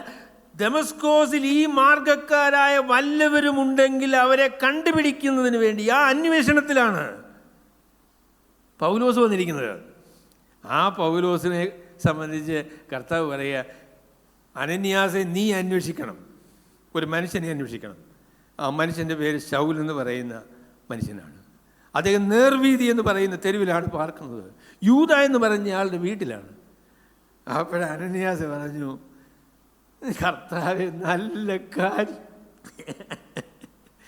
കർത്താവേ നല്ല കാര്യം. കർത്താവ് തമാശ പറയുന്ന ആളാണ് അല്ലേ? തമാശ പറയും, ഭയങ്കര തമാശ പറയും. ആരെ അന്വേഷിക്കണ്ടേ? ശൗലിന്. നല്ല കാര്യമാണ്. എന്തിനാ അന്വേഷിക്കേണ്ടേ? എൻ്റെ പൊന്ന് കർത്താവെ, ആ മനുഷ്യൻ യെരുശലേമിലുള്ള സകല വിശ്വാസികൾക്ക് ഉപദ്രവം ചെയ്തേച്ച് ദമസ്കോസിലുള്ള ആളുകളെ പിടിക്കാൻ വന്നിരിക്കുക. ദമസ്കോസിലുള്ള ആളുകളെ പിടിക്കാൻ വന്നപ്പോൾ അതിൽ ഒരു പേര് ആരായിരിക്കും? അനന്യാസ്. ലിസ്റ്റിലുണ്ട് പേര്. എന്നെ പിടിക്കാൻ വേണ്ടി വന്നിരിക്കുക. എൻ്റെ പൊന്നെ, ആ മനുഷ്യനെയാണോ അന്വേഷിക്കേണ്ടത്? കർത്താവ് പറഞ്ഞു, നീ പോകാം. അനന്യാസ് ചെന്ന് അദ്ദേഹത്തെ വിളിക്കുന്നത് എന്താണെന്നറിയാമോ? എടാ ശൗലേ, നീ ഒത്തിരി ചാടിയതാന്നല്ലോടാ. എന്നിട്ട് എന്തായി ഏന്ന് ചോദിച്ചില്ല. സഹോദരാ ശൗലേ സഹോദര. എൻ്റെ പൊന്നു സഹോദരങ്ങളെ, ഞാൻ പറയാം, ക്ഷമിക്കാനും പൊറുക്കാനും ഒക്കെ പഠിക്കണം കേട്ടോ. നമുക്ക് എന്തെങ്കിലും ദോഷം ചെയ്ത ഒരാൾ മാനസാന്തരപ്പെട്ടാലും നമ്മൾ സമ്മതിക്കുമോ? അനന്യാസ് കൂടിയ ആളായിരുന്നു. അദ്ദേഹം ഒരു ഭക്തനായ മനുഷ്യനാണ്. തന്നെ കൊല്ലാനായിട്ട്, തന്നെ പിടിക്കാനായിട്ട്, തനിക്ക് വലിയ ഉപദ്രവം ചെയ്യാനായിട്ട് വന്നിരിക്കുന്നൊരു മനുഷ്യനാണ്. എന്നാൽ ദൈവം ആ മനുഷ്യനെ സന്ദർശിച്ചു എന്ന് സ്വർഗത്തിലെ ദൈവനോട് പറഞ്ഞപ്പോൾ ഒരു മറുപടി പിന്നെ പറയാതെ ആ മനുഷ്യനെ അന്വേഷിച്ചു പോകുവാനുള്ള അനുസരണമാണ് നമ്മൾ അനന്യാസ് കാണുന്നത്. അപ്പോൾ അതിനെക്കുറിച്ചൊരു പ്രസംഗം പറഞ്ഞു. അനന്യാസ് രാവിലെ എഴുന്നേറ്റ് പോകാൻ തുടങ്ങിയപ്പോൾ ഭാര്യ ചോദിച്ചു അനന്യാസിനോട്, അനന്യാസ് എന്ന് പേര് വിളിക്കുന്നത് ശരിയല്ലല്ലേ ഭർത്താവിനെ? ചേട്ടാ എങ്ങോട്ടാ പോന്നേ? ഉടനെ പറഞ്ഞു, പക്ഷേ ഞാൻ അവിടെ ദമസ്കോസിൽ അങ്ങോട്ട് പോവാ. എന്തിനു വേണ്ടിയാ പോന്നേ? ശൗലെന്ന് പറഞ്ഞൊരാളുണ്ട്, അയാളെ കാണാൻ പോവാ. ശൗലിനെ കാണാൻ പോവാ. അപ്പം ഞാൻ വിചാരിക്കുന്നു, ഭാര്യ എന്തായിരിക്കും പറഞ്ഞേ? എൻ്റെ പൊന്നച്ചായ, ദൈവം പറഞ്ഞാലും കൊള്ളാം, ആര് പറഞ്ഞാലും കൊള്ളാം, എൻ്റെ പൊന്നെ ആ മനുഷ്യൻ്റെ അടുത്തോട്ട് പോകണ്ടേ എന്നല്ലേ പറയുള്ളൂ. ശൗലേ സഹോദര, നീ വന്ന വഴിയിൽ നിനക്ക് പ്രത്യക്ഷനായ വഴി എന്ന് പറയുന്നത് വീണ്ടും വന്നു കേട്ടോ. വഴി, താൻ സഞ്ചരിച്ചതായിരിക്കുന്ന വഴി, നാം ആയിരുന്ന നിലയിൽ നമ്മുടെ മത്സരത്തിന് നടുവിൽ നിന്നെ സന്ധിച്ച ആ കർത്താവ് നീ എങ്ങനെയായിത്തീരണമെന്നുള്ളതിനെക്കുറിച്ച് നിന്നോട് പറയാൻ. പിന്നെ കണ്ണിന് പുള്ളിക്ക് രോഗശാന്തി വരവുള്ള ആളാണെന്നൊന്നും എനിക്കറിയത്തില്ല. പക്ഷേ ഇദ്ദേഹം പ്രാർത്ഥിച്ചപ്പോൾ കണ്ണിന് സൗഖ്യം വന്നു കേട്ടോ. തലയെ കൈവച്ചു പ്രാർത്ഥിച്ചു, കണ്ണിൽ നിന്ന് ചെതുമ്പല് പോലെ വീണു. നോക്കിയപ്പോൾ കാണാം അത്ഭുതകരമായ രീതിയിൽ തൻ്റെ കാഴ്ച തനിക്ക് തിരിച്ചു കിട്ടി. എന്നിട്ട് പറഞ്ഞു, നീ പരിശുദ്ധാത്മപൂർണ്ണൻ ആയിത്തീരേണ്ടതിന് ഞാൻ നിൻ്റെ വഴിയിൽ നിന്നെ വന്നപ്പോൾ നിനക്ക് പ്രത്യക്ഷനായ ശൗലേ സഹോദര, നീ കാഴ്ച പ്രാപിച്ച് പരിശുദ്ധാത്മപൂർണ്ണനാകേണ്ടതിന് നീ വന്ന വഴിയിൽ നിനക്ക് പ്രത്യക്ഷനായ യേശു എന്ന കർത്താവ് എന്നെ അയച്ചിരിക്കുന്നു എന്ന് പറഞ്ഞു. ഉടനെ അവൻ്റെ കണ്ണിൽ നിന്ന് ചെതുമ്പൽ പോലെ വീണു. കാഴ്ച ലഭിച്ചവൻ എഴുന്നേറ്റ് സ്നാനമേൽക്കുകയും ആഹാരം കൈക്കൊണ്ട് ബലം പ്രാപിക്കുകയും ചെയ്തു. അപ്പോൾ എന്താ പറഞ്ഞു എന്നുള്ള ഇവിടെ പറഞ്ഞിട്ടില്ലെങ്കിലും ഇതാ പറയേണ്ടതെന്ന് കർത്താവിനോട് പറഞ്ഞു കേട്ടോ. കർത്താവ് അവനോട്, നീ പോക, അവൻ എൻ്റെ നാമം ജാതികൾക്കും രാജാക്കന്മാർക്കും ഇസ്രായേൽ മക്കൾക്കും മുൻപിൽ വഹിപ്പാൻ ഞാൻ തിരഞ്ഞെടുത്തിരിക്കുന്ന ഒരു പാത്രമാകും. അപ്പോൾ ഇദ്ദേഹത്തോട് പറയേണ്ടതെന്ന് ചോദിച്ചാൽ കർത്താവിനോട് പറഞ്ഞു, ദൈവം നിന്നെ ജാതികൾക്കും രാജാക്കന്മാർക്കും ഇസ്രായേൽ മക്കൾക്കും മുൻപിൽ കർത്താവായ യേശു ക്രിസ്തുവിൻ്റെ നാമം വഹിക്കാനുള്ള ഒരു പ്രത്യേക ചോസൻ വെസൽ, തിരഞ്ഞെടുക്കപ്പെട്ട ഒരു പാത്രമായിട്ട് ദൈവം നിന്നെ ആക്കിയിരിക്കുന്നു എന്നുള്ള കാര്യം കർത്താവ് എന്നോട് പറഞ്ഞു. അത് ഞാൻ പറയാൻ വേണ്ടി വന്നതാണ് എന്നാണ് അനന്യാസ് അദ്ദേഹത്തോട് പറയുന്നത്. അപ്പം ഞാൻ പറഞ്ഞ കാര്യം ഇതാണ്. കർത്താവായ യേശു ക്രിസ്തു അപ്പോസ്തലനായ പൗലോസിനെ ഏൽപ്പിച്ച തൻ്റെ അപ്പോസ്തലത്വവും തൻ്റെ ശുശ്രൂഷകളും അനന്യാസ് കൊടുത്തതല്ല കേട്ടോ. അനന്യാസ് അതിന് മധ്യസ്ഥനായില്ല. ഞാനൊരു കാര്യം പറയാം, അത് പറഞ്ഞ് ഞാൻ അവസാനിപ്പിക്കാം. വിളിയും തെരഞ്ഞെടുപ്പും നിയോഗവും ഒക്കെ സ്വർഗത്തിൽ ദൈവം ചെയ്തെങ്കിലേ അത് ഫലവത്താകുള്ളൂ. മനുഷ്യർ വിളിക്കുന്ന വിളി ഒന്നും ശരിയല്ല. ദൈവം വിളിക്കണം, ദൈവം വേർതിരിക്കണം, ദൈവം ശുശ്രൂഷകളെ ഏൽപ്പിക്കണം. അല്ലാതെ മനുഷ്യർ എന്ത് ചെയ്താലും വരില്ല. അതിനെക്കുറിച്ചൊരു ആൾ പറഞ്ഞ പ്രസ്താവനയോട് പറഞ്ഞ് ഞാൻ അവസാനിപ്പിക്കാം. He said, an empty hand placed on an empty head will not make anybody anything. ശൂന്യമായ കരങ്ങൾ ശൂന്യമായ തലയിൽ വെച്ചാൽ ആ വ്യക്തി ഒന്നുമാകാനായിട്ട് പോകുന്നില്ല എന്ന് പറഞ്ഞ് നല്ല പ്രസ്താവനയാണ് കേട്ടു. തെരഞ്ഞെടുപ്പും പരിപാടികളും നിയോഗവും ഒക്കെ ദൈവത്തിൻ്റെ പരിപാടിയാണ്. അത് മനുഷ്യരത് പരേകം പരസ്യപ്പെടുത്തുകയും ചെയ്യുന്നത് അസാധ്യമാണല്ലോ, അങ്ങനെ ചെയ്യാൻ പാടില്ല എന്നൊന്നുമല്ല ഞാനീ പറഞ്ഞത്. എന്നാൽ ഈ കൈവെപ്പിനും ഈ പരിപാടിക്കുമൊക്കെ ഒരുപാട് പ്രാധാന്യം നൽകുന്നത് അപകടകരമായ കാര്യമാണ്. അത് അപകടകരമായ കാര്യമാണ്. ദൈവമാണ് വിളിക്കുന്നത്, ദൈവമാണ് തിരഞ്ഞെടുക്കുന്നത്, ദൈവമാണ് വേർതിരിക്കുന്നത്. ഈ പരിപാടി ദൈവികമാകണം, ദൈവത്തിൻ്റെ പരിശുദ്ധാത്മാവാകണം അത് ചെയ്യുന്നത്. ആ ഒരു നിയോഗമാണ് ദൈവം അനന്യാസിനെ ഏൽപ്പിച്ചത്. ആ പ്രസ്താവനയോട് ഞാൻ ഒരുപാട് പറയുകയാണ്, കൈവയ്ക്കാനായിട്ട് അപ്പോസ്തലനാകേണ്ട കാര്യമില്ല കേട്ടോ. കൈവയ്ക്കാനായിട്ട് മൂപ്പനാകേണ്ട കാര്യവും ഇല്ല. കൈവയ്ക്കാനായിട്ട് ഡീക്കനാകേണ്ട കാര്യമില്ല. ഭക്തനായ ഒരു ദൈവമനുഷ്യനായാൽ ദൈവം പറഞ്ഞാൽ കൈവയ്ക്കാം. ആര് കൈവയ്ക്കും? അതൊരു പ്രമുഖമായിരിക്കുന്ന ചോദ്യം കേട്ടോ. ആരാ കൈവയ്ക്കുന്നതെന്ന്? അതിന് യോഗ്യരായിരിക്കുന്ന ആളുകൾ കൈവയ്ക്കും. അതിൽ കൂടുതൽ ഞാൻ മറുപടി പറയേണ്ടത്? ആര് കൈവയ്ക്കും? എൻ്റെ പൊന്നു സഹോദരങ്ങളെ, ദൈവം നമ്മളെ എല്ലാവരെയും സഹായിക്കുമാറാകട്ടെ. ഈ പ്രസ്താവന പറഞ്ഞ് ഞാൻ അവസാനിപ്പിക്കാം. നിങ്ങൾ ഏത് വഴിയിൽ യാത്ര ചെയ്യുന്നയാളാണ്? സ്വന്തമായ ഇഷ്ടത്തിനും സ്വന്തമായ ആഗ്രഹങ്ങളുടെ നിവൃത്തിക്കായിട്ട് ആ വഴിയെയാണോ യാത്ര ചെയ്യുന്നത്? നിങ്ങൾ കർത്താവുമായിട്ട് സന്ധിച്ചിട്ടുണ്ടോ? കർത്താവിൻ്റെ സുവിശേഷം നിങ്ങൾക്ക് ബോധ്യമായിട്ടുണ്ടോ? നിങ്ങളുടെ ജീവിതത്തിൻ്റെ ലക്ഷ്യം എന്താണ്? നിങ്ങളുടെ നിയോഗം എന്താണ് എന്നതിനെക്കുറിച്ച് നിങ്ങൾക്കറിയാമോ? എനിക്ക് അറിയാമോ? പിന്നീട് ദൈവത്തെ ഭയപ്പെടുന്ന, ദൈവം നമ്മളെ ഏൽപ്പിച്ച ശുശ്രൂഷകൾ ചെയ്യുവാൻ മനസ്സ് വയ്ക്കുന്ന ദൈവമക്കളായിട്ടാണോ നമ്മൾ രൂപപ്പെട്ടിരിക്കുന്നത്? സർവശക്തനായ ദൈവം നമ്മളെല്ലാവരെയും അനുഗ്രഹിക്കുമാറാകട്ടെ. ഞങ്ങളെ സ്നേഹിക്കുന്ന ഞങ്ങളെ വാഴ്ത്തപ്പെട്ട സ്വർഗ്ഗസ്ഥ പിതാവേ, അവിടുത്തെ അത്ഭുതകരമായ വചനത്തിനും അവിടുത്തെ തീരുമാനങ്ങൾക്കും അവിടുത്തെ പദ്ധതികൾക്കുമായി ഞങ്ങൾ നന്ദിയോടെ അങ്ങേ സ്തുതിക്കുന്നു. ദൈവവും ദൈവത്തിൻ്റെ പരിശുദ്ധാത്മാവും ദൈവത്തിൻ്റെ വചനവും ഞങ്ങളെ നിയന്ത്രിക്കുവാൻ, ദൈവത്തിൻ്റെ വചനം ഞങ്ങളുടെ കാലിന് പാതയ്ക്ക് പ്രകാശവും വഴിക്ക് വെളിച്ചവുമായിരിക്കുവാൻ അവിടെ ഇടവരുത്തണമെന്ന് പ്രാർത്ഥിക്കുന്നു. ജാതീയവും ഭൗതികവും മാനുഷികവുമായിരിക്കുന്ന ക്രമീകരണങ്ങൾക്ക് പ്രാധാന്യം കൊടുത്ത് ദൈവവചനത്തെയും ദൈവിക പരിശുദ്ധാത്മാവിൻ്റെ നിയന്ത്രണത്തെയും ലാഘവമായി വിചാരിക്കുന്ന എല്ലാ നടപടികളിൽ നിന്നും ഞങ്ങളെല്ലാവരെയും രക്ഷിക്കണം എന്ന് ഞങ്ങൾ അങ്ങയോട് പ്രാർത്ഥിക്കുന്നു. കർത്താവായ യേശു ക്രിസ്തുവിൻ്റെ അതിപരിശുദ്ധമായ നാമത്തിൽ തന്നെ.